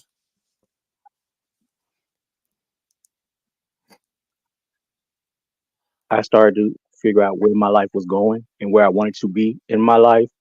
I actually did a pageant. And the moment I walked on stage as Elaine, I didn't feel that same feeling that I had of, oh, let's be this entertainer and let's go do a marvelous job. I felt froze. And it was like I felt instantly that I was doing something wrong that I did not like. I just didn't like that character anymore. And it was expecting me to, oh, she's going to do this, she's going to do that. I couldn't live up to that potential anymore. It's not what I felt. It's not what I wanted to do. I started adding things because I wanted to look more like a girl, but I never wanted to be a girl. I never wanted to be treated like a girl. And even when I was on the show, I would instantly take off my things and go home and get butt naked. And I just did not want to be in girl clothes. I never really invested in girls' clothes at all. If I did a pageant, it was basically the same thing that I wore before. It was nothing Okay. expensive. And then my drag mother would give me beaded gowns. I would never wear them. I would always wear something fabric. And it was like, oh, show your titties. I would, that was my worst category. I hated just looking like a girl. I just wanted to talk and entertain. And I actually wanted to be a comedy queen. So Okay. they did not want me to be a comedy queen. Oh, you comical and still be beautiful and do the show and do pageants and stuff. They had me working hard. But then once I got to see about a year or two later, body, I was huge. I got small. I got huge. I got small. And I actually got pumped when I was bigger, like about 250 or 275. And then I lost weight due to addiction. I lost weight and the seal just stayed there. So it was like, it was an animated look. But back in the day, in the 90s, you could have looked animated because you was on stage and that was seal and you had seal. It was okay. You had some money. You doing something with yourself. But as time gets older, your body changes and all that seal is running through your body. And then you get diabetes and everything else. It makes the situation worse. So it was actually, that silicone is actually killing me than helping me. Hmm. So, So what are some of the everybody tell me you can be biggest? cute, you can be pretty, you can do all this, but you go,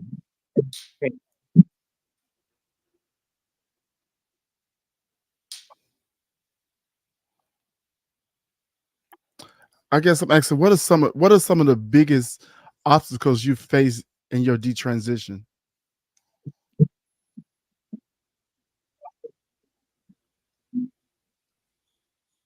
I hate to be called Elaine.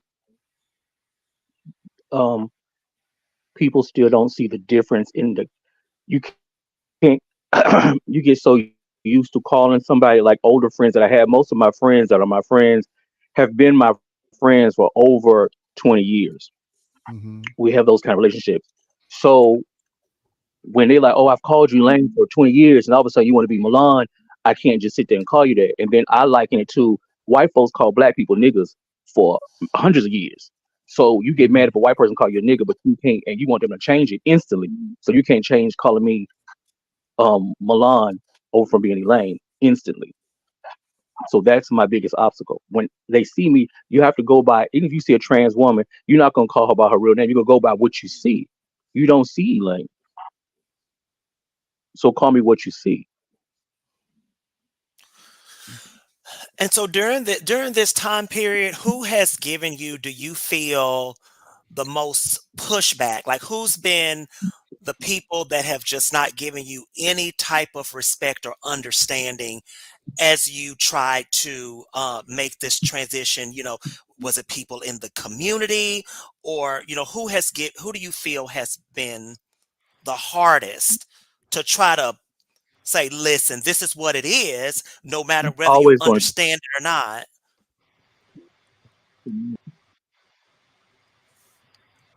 Okay, go ahead. I'm sorry. It's always been the people in the community. It's Hmm. always been like the people in the community, people that, and I just stop associating myself with those certain people. If you not going to respect me like I respect myself, I'm not going to communicate with you. I'm not going to have any dealings with you because you have to understand that Milan and Elaine are two different people. Elena gonna say, okay, I'm gonna do this because I have to be nice, because I want to go into the club, I want to do the show, I want to be in a pageant, I have to have a certain persona. Milan does not care. Milan does not care about those things. He's a totally different entity. So he's going to respond the way Milan is going to respond, and you might not like the way he responds. I know you've been going through this for quite some time now.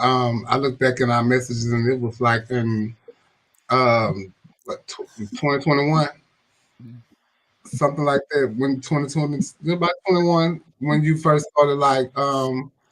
going through your detransition, right? And that was like back then. So you have four biological children who knew you through your transition and all that kind of stuff. What was the conversation like with them? Well, the oldest three, they went through transition. I have a 4-year-old, and so my oldest is 30. So we actually went to the park. We had a long conversation, and their thing was, I've always known you as Elaine, as my dad, and he's Elaine, and he's transgender, and don't say shit about him. And if they dated their girlfriends, they'd be like, if you don't look like my dad, then I can't date you. But they love Milan because they're more they're proud to go into the mall with me, out to eat. It's like, this is my pop, this is my pop, and they're not looking around seeing who was going to clock if I was a girl that I was a girl, and that's I'm gonna call him my dad, because even when I have to eat, they're gonna still call me dad, and I'm dressed like Elaine. And so even if their mom was with them, they'd be like, they'll call their mom, and then they'll call me dad. And then people look around like, why are you calling that girl your dad? They be like, because that's my dad. They always been proud of me, but they more proud at this moment because I want to be who I want to be and not who everybody else wants me to be. They accept me either way, but they're more accepting of me being Milan. I wasn't here, but did you did they ask you what made you want to transition back? They asked you that, they asked already? Yes, I yes, think we you we would. we touched on I that. think It was really Right. profound. Go back and look at everything. Okay. But how do you feel right now?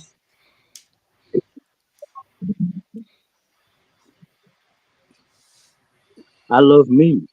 I love me. I can comfortably be me. I don't have to pretend. I don't have to go shave. I don't have to do any of those things. The thing I can't do that I want to do is run outside with no shirt on. Don't you do that? Don't you do that, Milan? Milan, let me ask you: do you resent Elaine?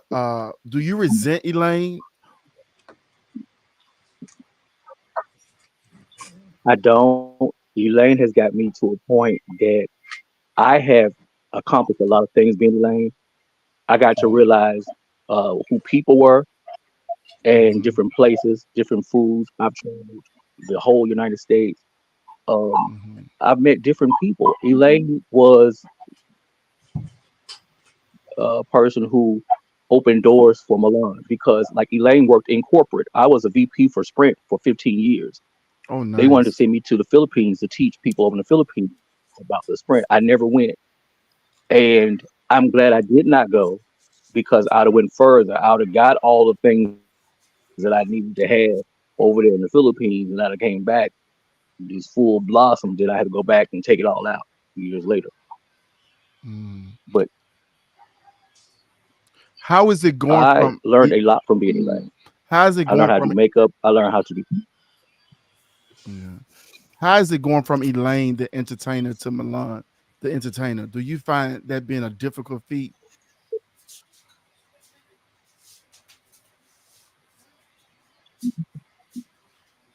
It is. It is. Because I have been on stage for 25 years, 30 years, being Elaine, and every time the spotlight hits, Elaine automatically clicks in. But some of my movements I don't want to do as Elaine. But Elaine never rehearsed. Everything was spontaneous and I cater to the audience. And now I have to remember, you're not Elaine, you're a dude. So therefore I'll hold back from really how I truly feel and what I truly want to interpret as an entertainer. But that's something I work on personally. So now entertaining is kind of hard. It's harder now because now you got to. That's just not going to change. I'm still going to sit down. Yes, I have to calculate what I'm about to do. Well, and you have done a male pageant since you have Detransitioned. Well, tell me about your experience and where you competed.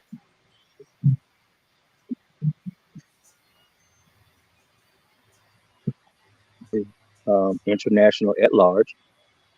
I got first runner up. I tied with talent and question and response. I felt different when I was on stage. When I first did my first category, it was like presentation. I had sang and did my little presentation. I felt like, oh my God, I'm back on stage. I can express myself. And the whole time I was like, Milan. I have to show them that I'm Milan. I have to show them I'm Milan. But when I put that behind me and did my talent, I was like, okay, you got to take it, leave it, or we're going to have to work something out because this is how I express myself. And everything is not going to be masculine to me.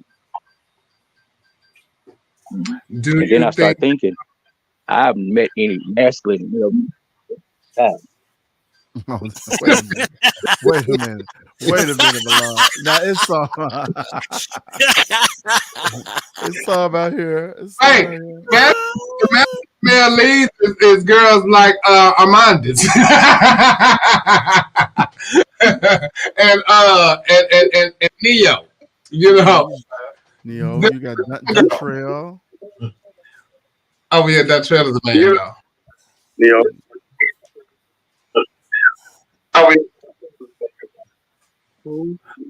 But do you think that you'll ever find your place in pageantry and where you feel comfortable and they would accept you?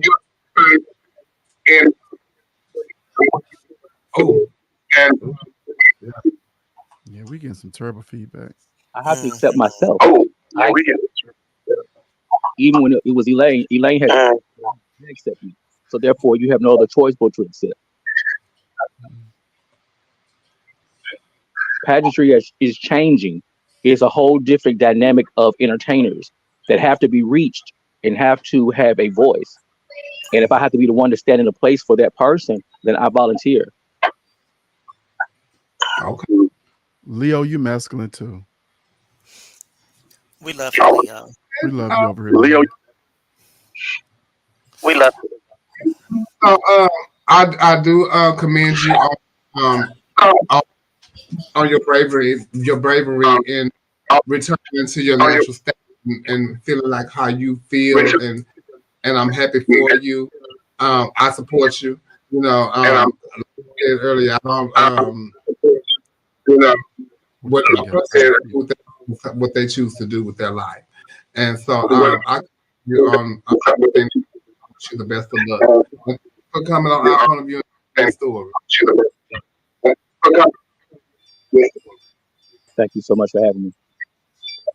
Anything y'all want to say, Trent, Dominique? I think we did. I mean, I would like to say that, you know, I am a cockhound. I think you're a very attractive man, and I'm really happy for you. I mean, I love to see people. Dominic, is you trying to fuck? No, I'm just saying, God, dog. And I'm really happy for you that you're at peace with life, and that's what's most important. So, congratulations to you. Congratulations. Congratulations. Thank you so much. Thank you, Milan. And want to leave us with? Believe in yourself, strive forward, and don't stop believing in you. I appreciate it. Thank you, Milan. You're welcome. All right. And y'all should give Milan some love, and thank you for joining our point of view. Give it up to Milan.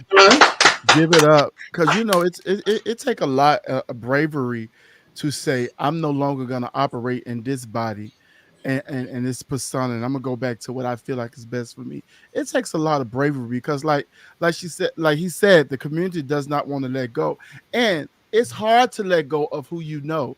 I got male friends who I call by their drag name to this day who don't even do drag no more. So you know, it's hard for your friends not to always want to call you that. So you got to be a little patient with them too as they go through this transition with you, because they're transitioning too to learn the new you, the new person that you're putting forward now. So they might slip up and say she. They might slip up and say Elaine. If I've been saying Elaine for 25 years, you know, sometimes it's hard. You know what I'm saying? When my best friend went through a name change, I had to really teach myself and be very cognizant of what I wanted to call, because I've been calling her one name forever, and now here come this name.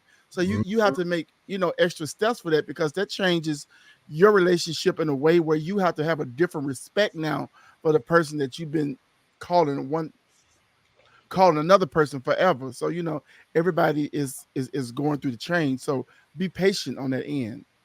It's funny. I still have older friends that knew me when I was a kid that still try to call me by their name. I'm like, but you come to shows all the time, and you know that. So I think you're just being cute. Yeah. Right. Yeah, you're just being cute. Right. Bitch. So you know, but other than that, if it's like how you say it, you know, you got to understand that these people are going through a transition with you off. Right. You know. But then there are those people, because you know, I guess I'm being the Neil of the night. You have some of those people who are just being bitches and assholes. Oh, definitely. And they're doing it to be funny, and you know, and you can definitely tell the ones that are trying to be funny. And see now, like I think and I hate to bring, but luckily, I mean, you know, thank God he's here. I kind of feel like with that situation with Eugene, you know, so now he's your competition. So now you want to be funny, and you want to throw up his past as a weapon. You know, those are the people that need to be slapped in the face. And what's funny to me when they do that type of stuff, like to Eugene and stuff like that, bitch, who you shaming?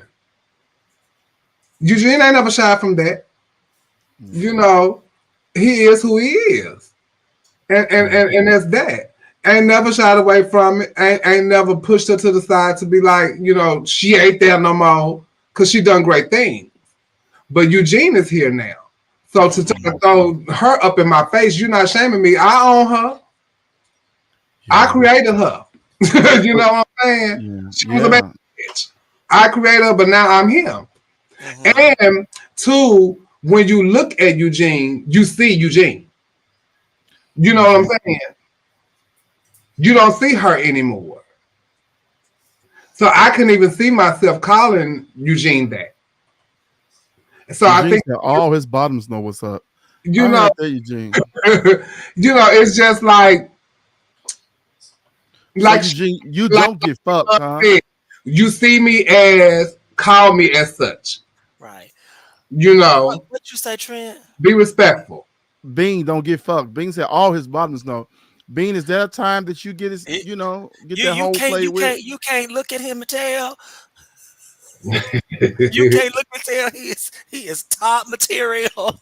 Child, that little Bean though is a kiki to me, honey. It's so funny to see me so butch. and very open, because I inboxed him maybe about a month or so ago and asked For him some nudes? about this particular subject, and he was very forthcoming with telling me his story. He says, I'm not ashamed of it. So yeah, I mean, and you can't, I mean, you just can't help but respect people that, they stand in their own truth. And it's just really interesting to me, which it's really not interesting to me, but for a community of people that want to be respected and want to be accepted for whatever their choices are, but yet the people that are within your own community, you don't want to give them any type of understanding. Yeah, it's hard. The same thing that you are seeking, you want to put that same hate on some. Yeah, and I just think that's why, and people will tell you, that's why I don't do the gay prides and stuff, because to me, it's just a farce to me, because you're not finna treat me one way all these other months of the year, but then you want me to come together with you during June, July, and August and hold hands and play kumbaya. No, I'm not about to do that. Shayla, one thing I don't like though is it was the devil made me do it. Yes. And God called me to be, and all this. I don't like all of that. Now see, I want to interview the devil. Yeah, I don't like all I of want that. to know, how did he make her do all that? Do all that? The devil ain't made you do all of that. Nah, don't do that. You did that because you wanted to have boys. And it was intriguing. The money was good. You didn't have to put no pads on and all that kind of stuff like that. The money was coming like this. You know what I'm saying? And then you start looking good, and you start being fish, and things started happening. That's why on up to that. Like y'all want Monique to take accountability. Take accountability for that. Yes. Yes. And because especially like Zario going live and stuff and saying these things, that's making this community that don't like trans people to give them, oh, see, they are crazy, or they can go back, they can do this. It's just a phase and all that kind of. No, it's not. No, it's not. Everybody's journey is totally different. Yeah. Everybody's journey is totally different. No girl's situation is the same. This giving attention seeking though. Valentine's Day. Everybody's journey is the same. People had it hard. Some people didn't. People got beat up and trashed and molested and all kind of stuff. Some didn't. Some people was influenced. I know a girl, and I would love to say her name, but I won't. But I remember before I even, and I don't even like to say before I transitioned, because I don't never think I transitioned. I just put on the clothes. Before I started wearing girl clothes, she told me I wouldn't have these implants if it wasn't for my kids, because I wouldn't have got them. I ain't want no titties. But you have them, and you're a beautiful woman. But she ain't went back. You know, and I've talked to some that even say they regret having breasts. Yeah, I talked to a few trans girls like that as well. Some people only did it for the pageantry world, for real, and to be on show. A lot of them did not do this to be a woman, to do any of that. They want to be on the show so they won't have to wear pads. Yes. Or to be influenced by trade. Yeah. To have boys, to be a night worker. Yeah. A lady of the night. And back then, silicone, everybody was getting this, illegal silicone.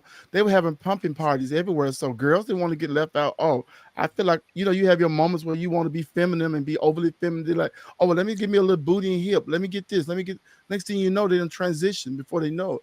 I know not really wanting to be a woman. Done to have so they can do their cross-dresser ad. Yeah. Next thing you know, they trans.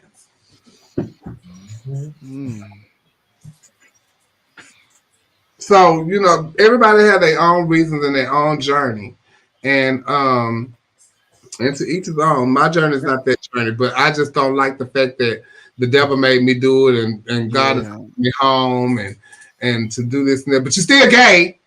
You still sleeping with a man.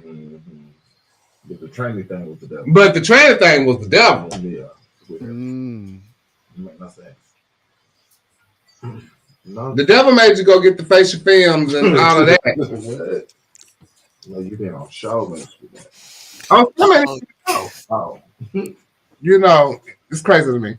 But to each his own, and I wish them all well on their journey, and whatever you may decide to do, just don't blame God and for what you're doing.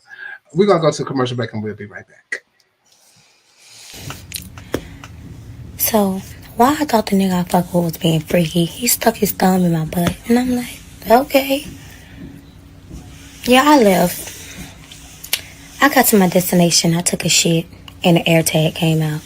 This motherfucker done put a tracker in my motherfucking ass. What kind of America is this? Yes, put it on Facebook.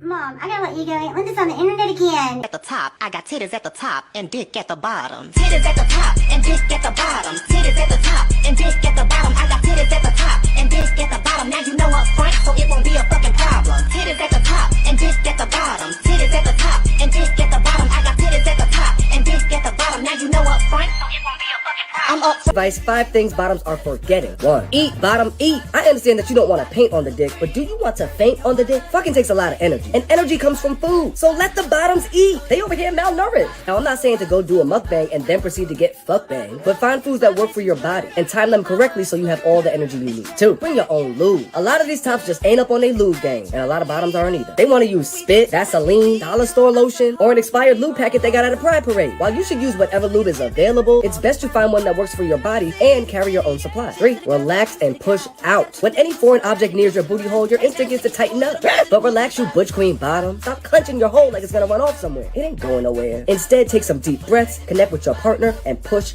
out. Doing so will open you up, relax your booty hole muscles, and allow the dick to slide on in. 4. Train your hole. The muscles around your booty hole is your sphincter. Sphincter? Sphincter. Sphincter. And your sphincter can be trained, just like a puppy.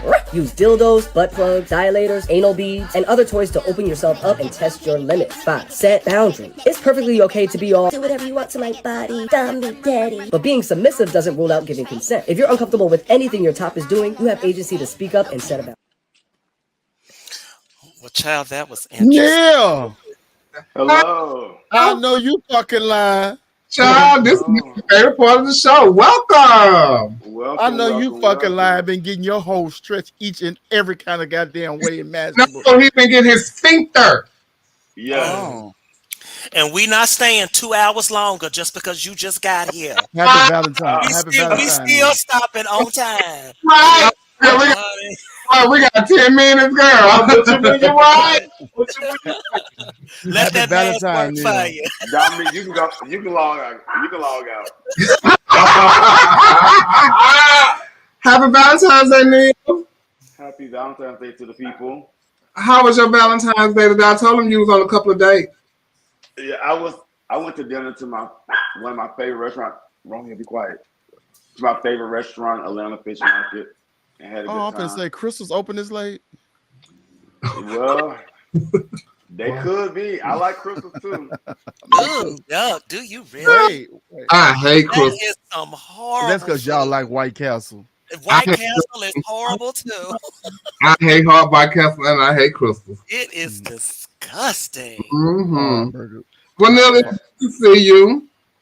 It's We good to see you guys and ladies. we had a great conversation today, and now we was going into I know. I came in. Well, I was about to come in right before the interview with Milan, but I'm like, I had a good time tonight. I don't feel like talking about that, so I wait. Oh, okay. Well, we're glad you waited. Listen, it is a holiday, anniversary, birthday, and your significant other doesn't have the money to buy you something. Are you angry with them? Well, if I know that they don't have the money, then that's fine. But like, if I know you can't. Well, yeah. No, I think I'll be mad. Period. Because you know it's coming up. Preparation is key. Yeah. Preparation is fucking key. So, okay. I'm paying someone don't buy me stuff for Christmas, but if it's my significant other, then that's different. Yeah. Trent. I think you learn each other's love language. If it's one of y'all's love language, then I think buy them a nice gift. But I don't care about gifts and stuff all that much like that. It doesn't bother me because if I'm with you, we good to each other all year round. One day does not make me feel no type of way because I don't want to wake up and we ain't got nothing going on. we can always go to a nice dinner because we're gonna have our shit together. We can always go to a nice dinner, enjoy each other. Things don't bother me because the things I want, I'll go get them. So I don't need nobody buying me gifts. A lot of times people don't even know how to buy the right gift. Then you're intimidated by some people because you don't know if you get them a gift that you don't think is big enough, then they might have an issue with that. So I just say, it really depends on the person you with and what they require. But me personally, I don't require gifts. I get stressed out every Mother's Day because my mother want a gift. And my mama didn't raise me. I get so stressed out because she think that this ain't therapy, y'all. Fuck that shit. But we're willing to listen. Okay, but we're willing to listen. But I get weirded out, and because she's one of the reasons that I don't like gifts like that, because like when we would get Christmas gifts and stuff growing up, my mama would break in the house and steal our shit. So I would tell my grandma, don't buy me nothing else because I don't really need that shit like that. People like you and that's how you didn't become like a gift person because of your situations and stuff. Yes, so it doesn't bother me. So but I do respect when somebody else like gifts. If you do, I will make sure I get a thoughtful gift or something in there if that's what you require. But it's not. It's nothing I need. Dominique. Yeah, and I'm kind of on the same boat. I don't need it either. It doesn't mean anything. Like Christmas can come around. Like this past Christmas, I didn't get anything, but I got something for Sean, and it didn't make me feel any kind of way. I was just like, yeah, okay. Mia. What do I expect it? No. Well, no. You said what? Well, I'm asking Dominique, but from your significant other though, not just like a person. Yeah. This is your significant other. I just don't care. Oh, okay. Mia. I don't care for you don't have to do the gift thing for me because even Valentine, even going out to dinner tonight and doing why are we doing it? We do it all the time. So I don't really have to do the notion of spending more money going out to eat on the day that restaurants can be crowded and doing all that kind of stuff. Yes. But I did it because it was customary. Three different couples there. So I'm like, but it wasn't my thing. I could have sat at the house today.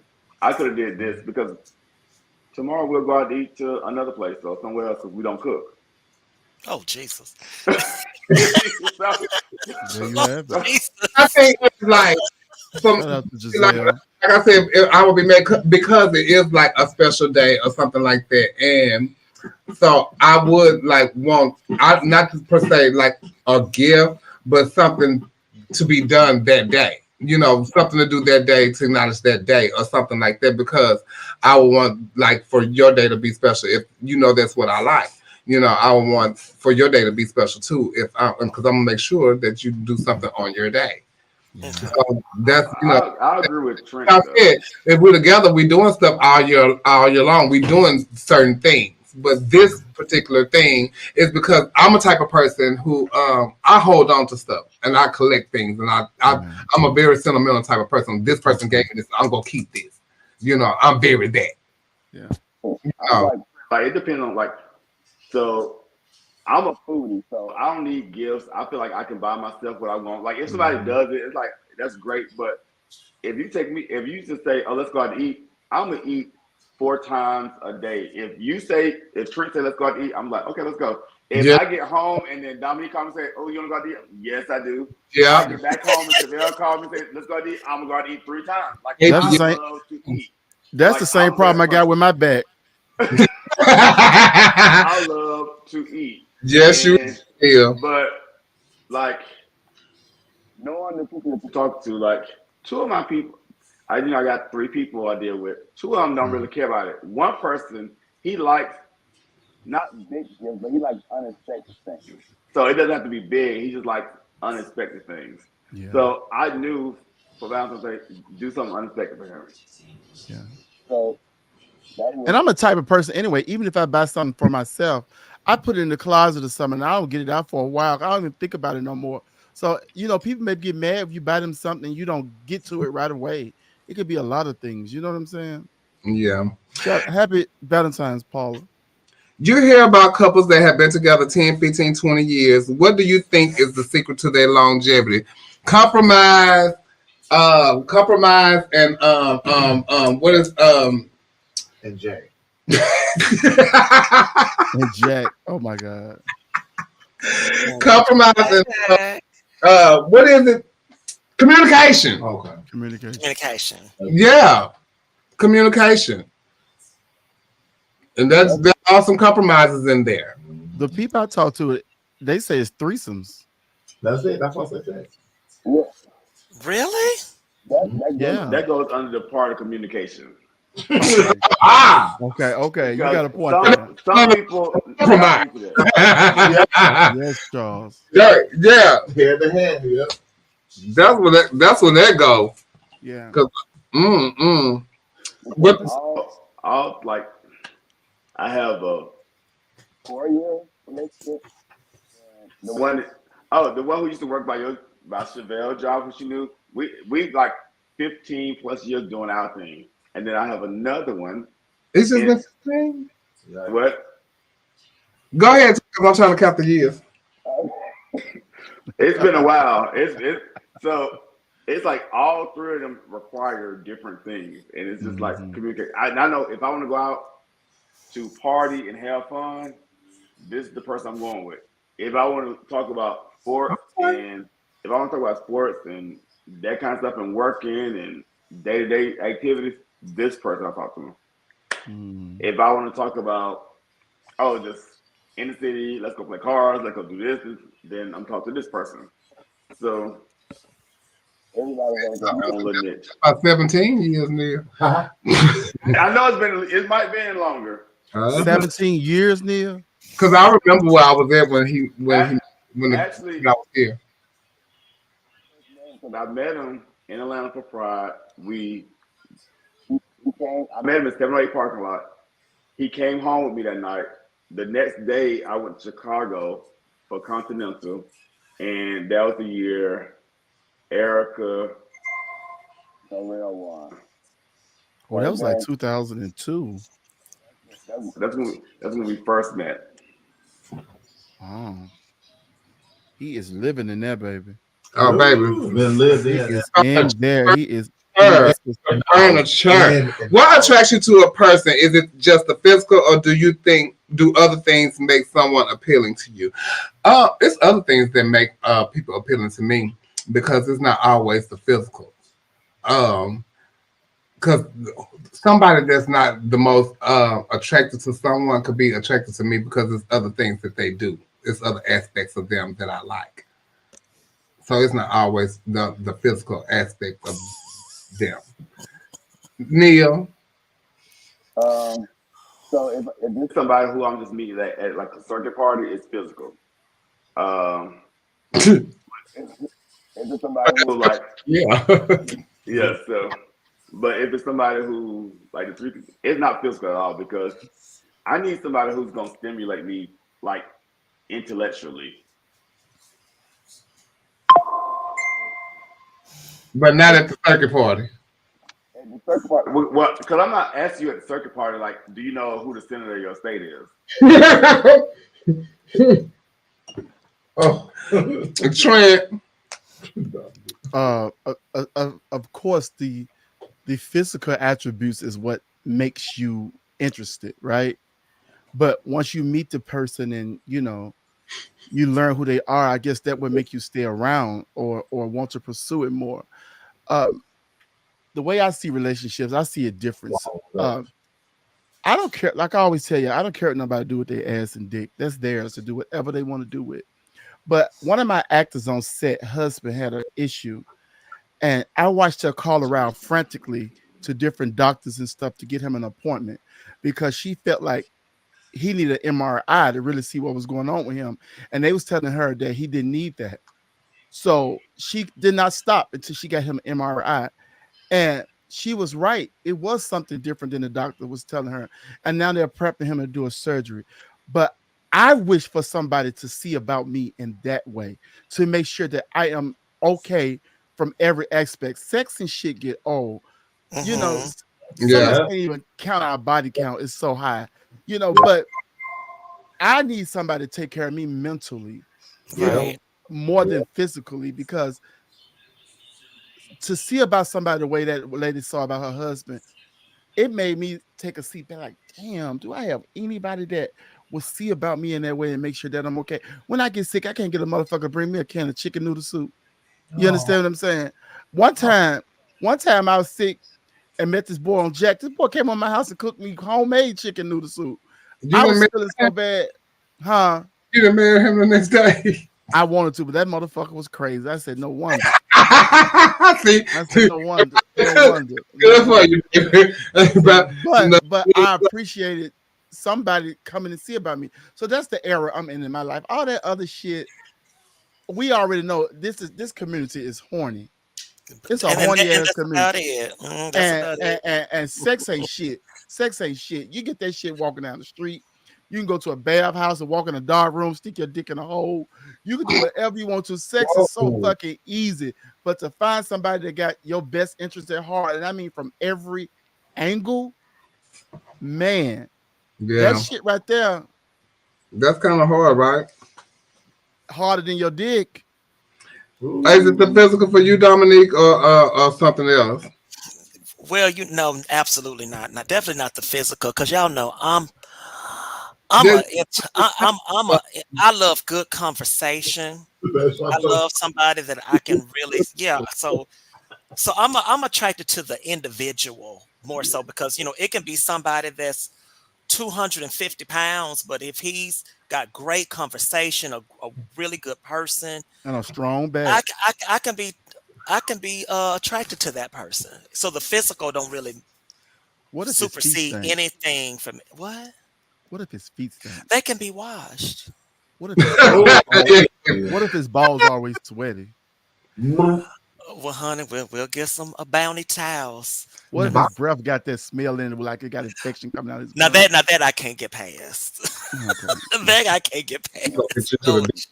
Self-care is important. When you feel down or tired with life, what do you do to find your center or place of peace?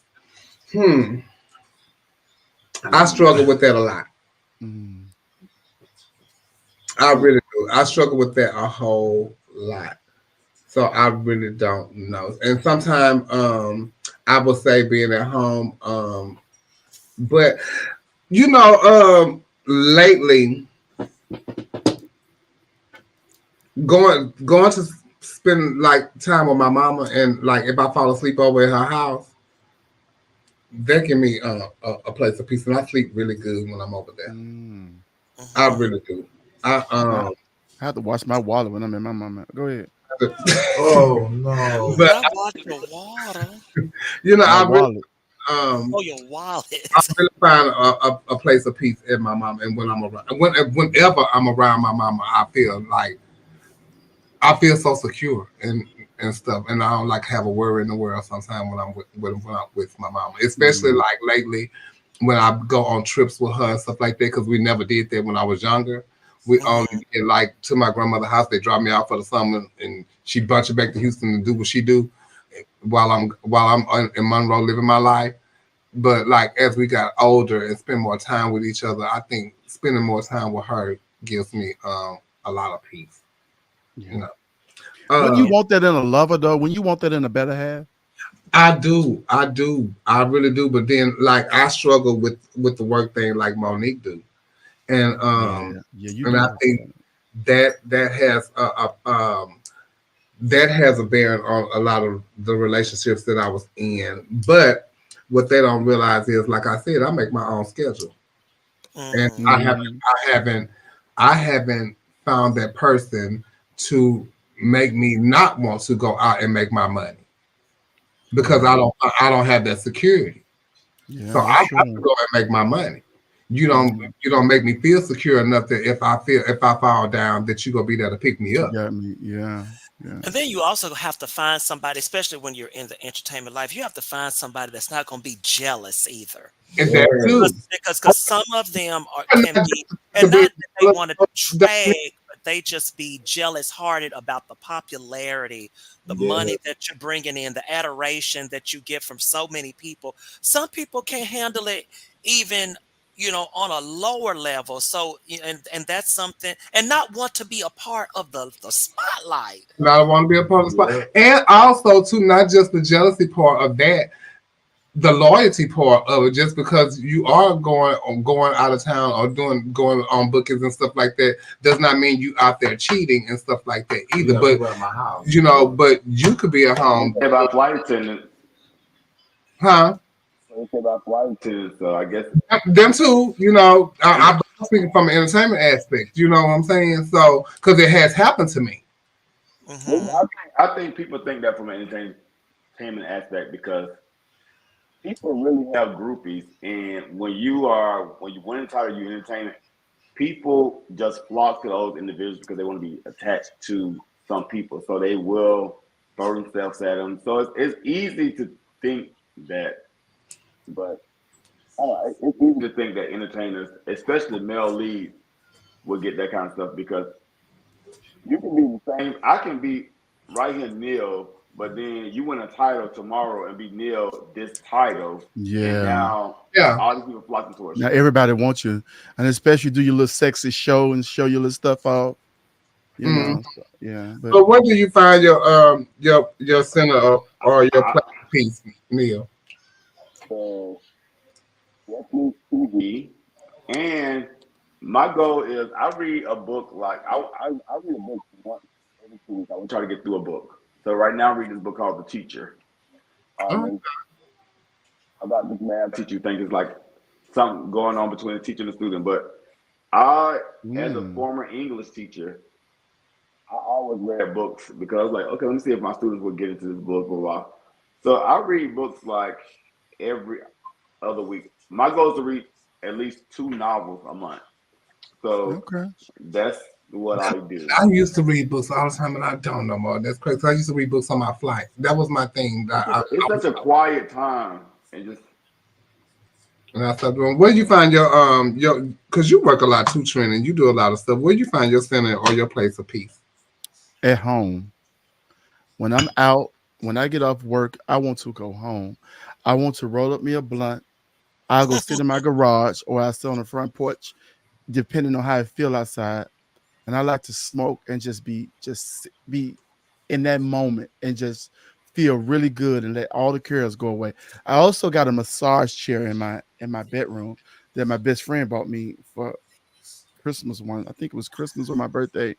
And it's like a massage chair, zero gravity, let up and everything. So I like to get in there sometimes and let rain sounds and storm sounds play through my Alexa and stuff, and just relax and chill out.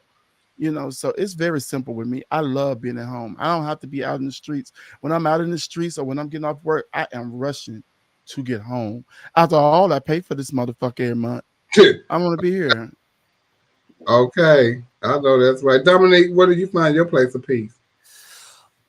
In a bathtub with scalding hot water. Mm. That I have to kind of, when the water's so hot, you got to inch your way into Oh it. yeah, oh yeah. I love that. And then, of course, I'll light me a candle. I listen to neo soul music, have me a glass of wine, and I just and just think about stuff. Then the water get cold, I'll let that drain out. I'm gonna run me enough until I feel like, like how you be in the tub so long that you start losing your breath because the steam is taking your breath. That really soothes me, and I just really try to just absorb the good part of life, because we deal with so much as people. So and much. So I just try to, and how what I'm thinking about is I'm thinking about those things. They're getting into the water, and when I let the water run out, I'm letting those things go down the drain with the water. That's a nice analogy. That's good. It really is. I like to masturbate a lot too to get my peace. that you found peace and solace in that, I know, right? Yes, I do. Because you gotta release all your energy out into the world, and just let that go and let that be that, right? Yeah. And then you feel good and you can go to sleep and have a peaceful night. Self-pleasure can be amazing. Yes, sometimes I like to play with my own breast. Oh, and I'll play with my nipples the way that I like. Let's see. Huh? Well, I can't show you exactly my technique. Show us a snippet. Girl, you just and you just be like, oh, honey, I love to touch myself. I mean, because I know what I want to feel like. Okay, Adina, so I know how to touch the part I want to touch. Yeah. And that's for everybody, though.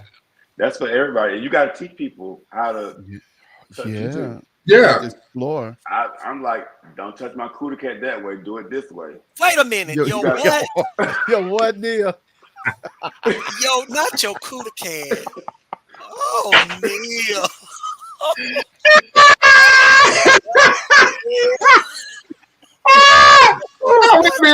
Just a seatbelt, though. It's not going to hurt her.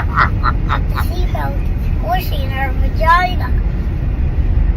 Marvin, the seatbelt squishing your vagina. No, guys, it's just keeping... Yeah. Murphy, it's keeping you safe. Each bowl has 2 packs of ramen. Exactly 2 packs. And I'm usually a 1-pack girl. A bullshit? A bullshit? Said, don't call Jesus no more. He put that double barrel shotgun in my stomach. Hallelujah. And he pulled the trigger one time. And I said, Jesus, Jesus. He said, don't call Jesus no more. And he pulled it the second time. The gun wouldn't shoot. I said, Jesus, Jesus.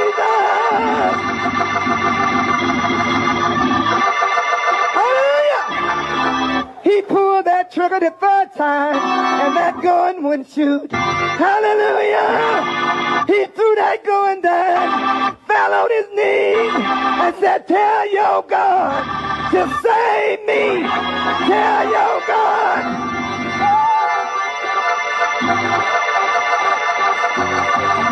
Hallelujah!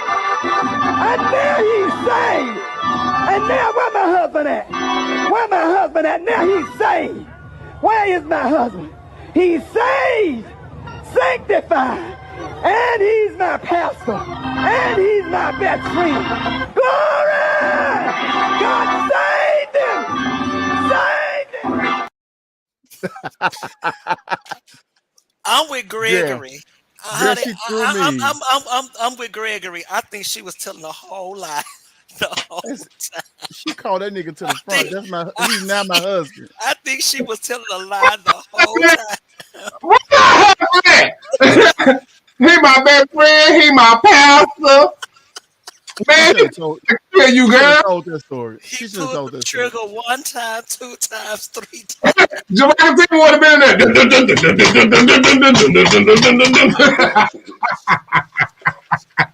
Oh, baby, Mama said he is my pastor and my best friend.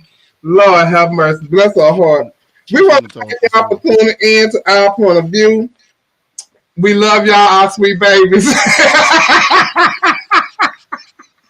What is the trick?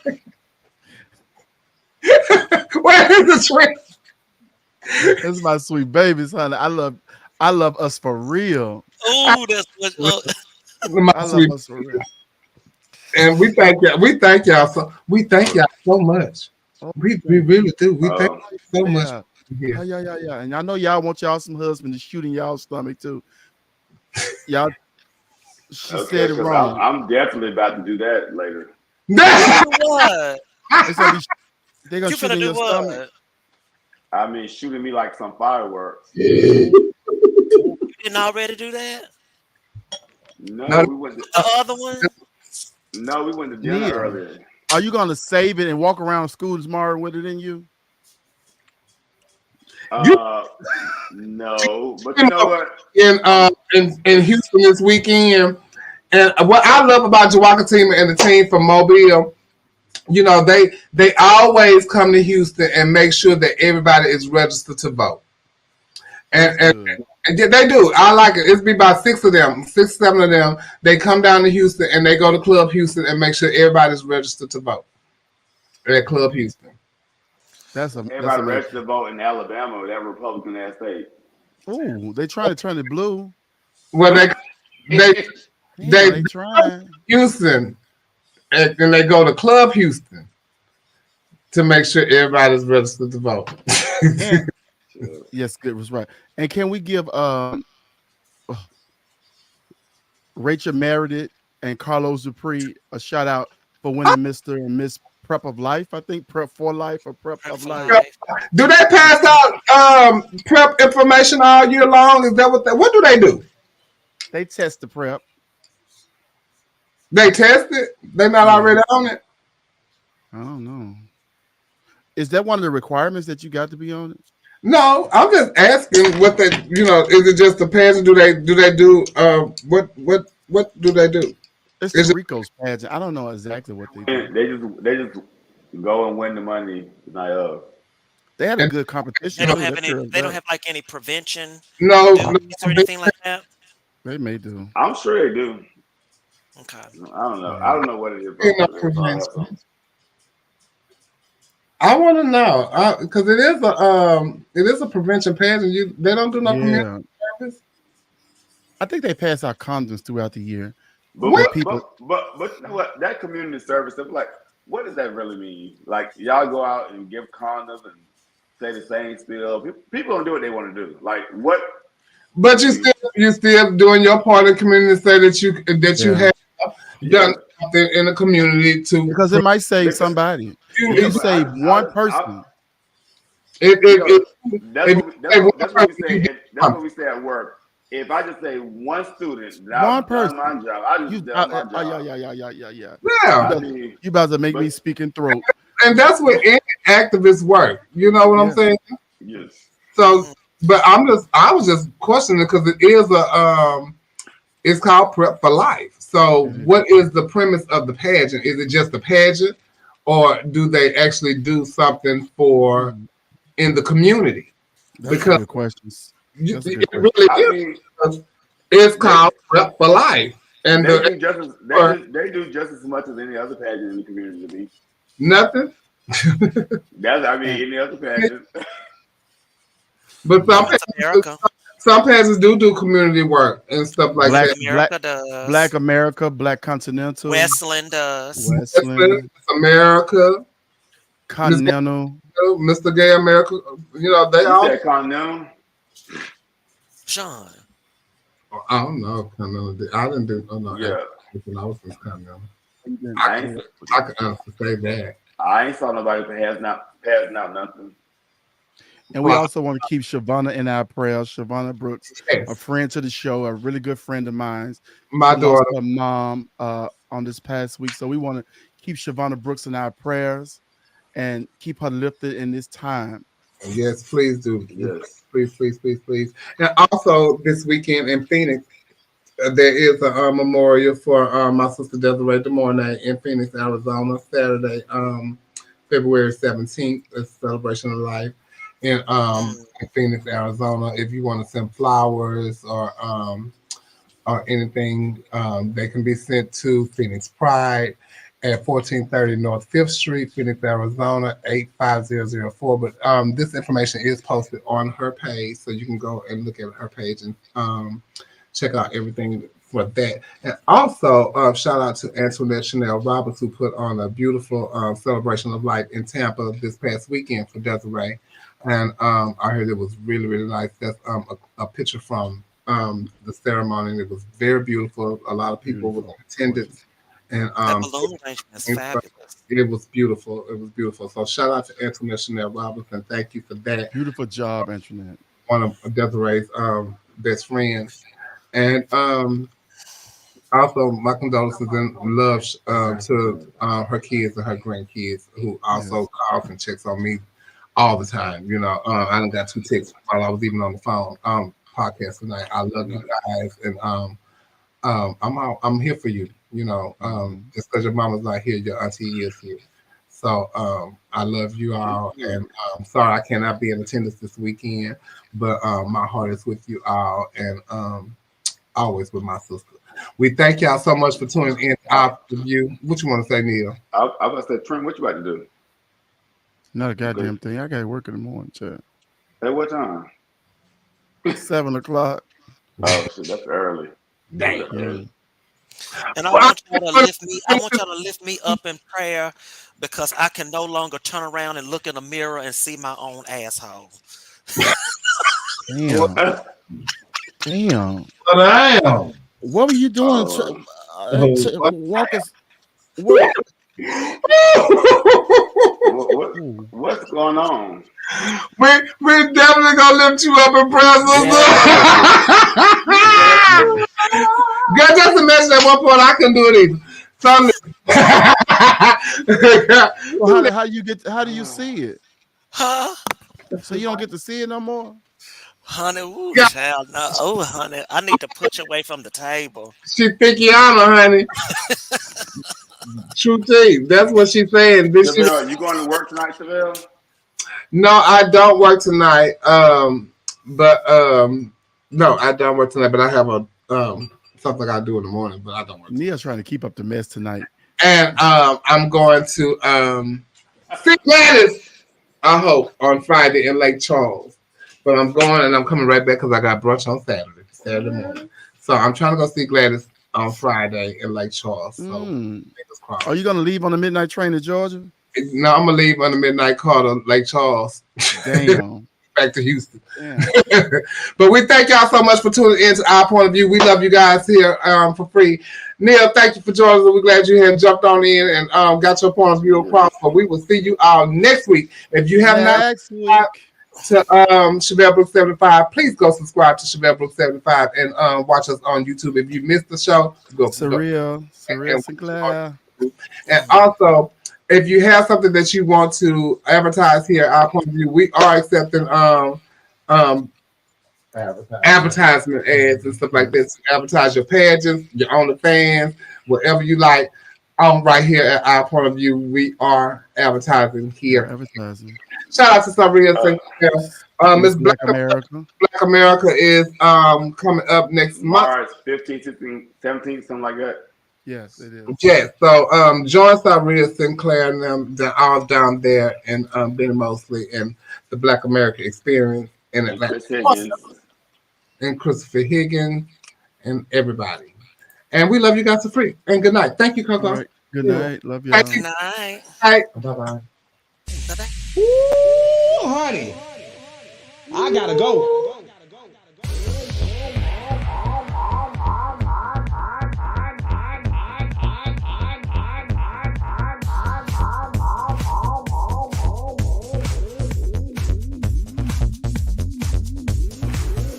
Go. Yes, God, honey, they had tuned in, baby. I gotta go. I gotta go. I gotta go. I gotta go. I gotta go. I gotta go. I gotta go. I gotta go. I gotta go. I gotta go. I gotta go. I gotta. If I tell you the kids had came in and tuned in tonight, baby. Yes, they did, honey. I hope y'all got y'all juice, cause guess what, baby? I got mine. I can tell y'all one thing. Y'all better tune in next week, baby, for the next episode of the Boom Boom Show. I gotta go. Honey, I gotta go. Yes, God, honey, they had tuned in, baby. Baby. Ooh, honey. I gotta go. I gotta go. I gotta go.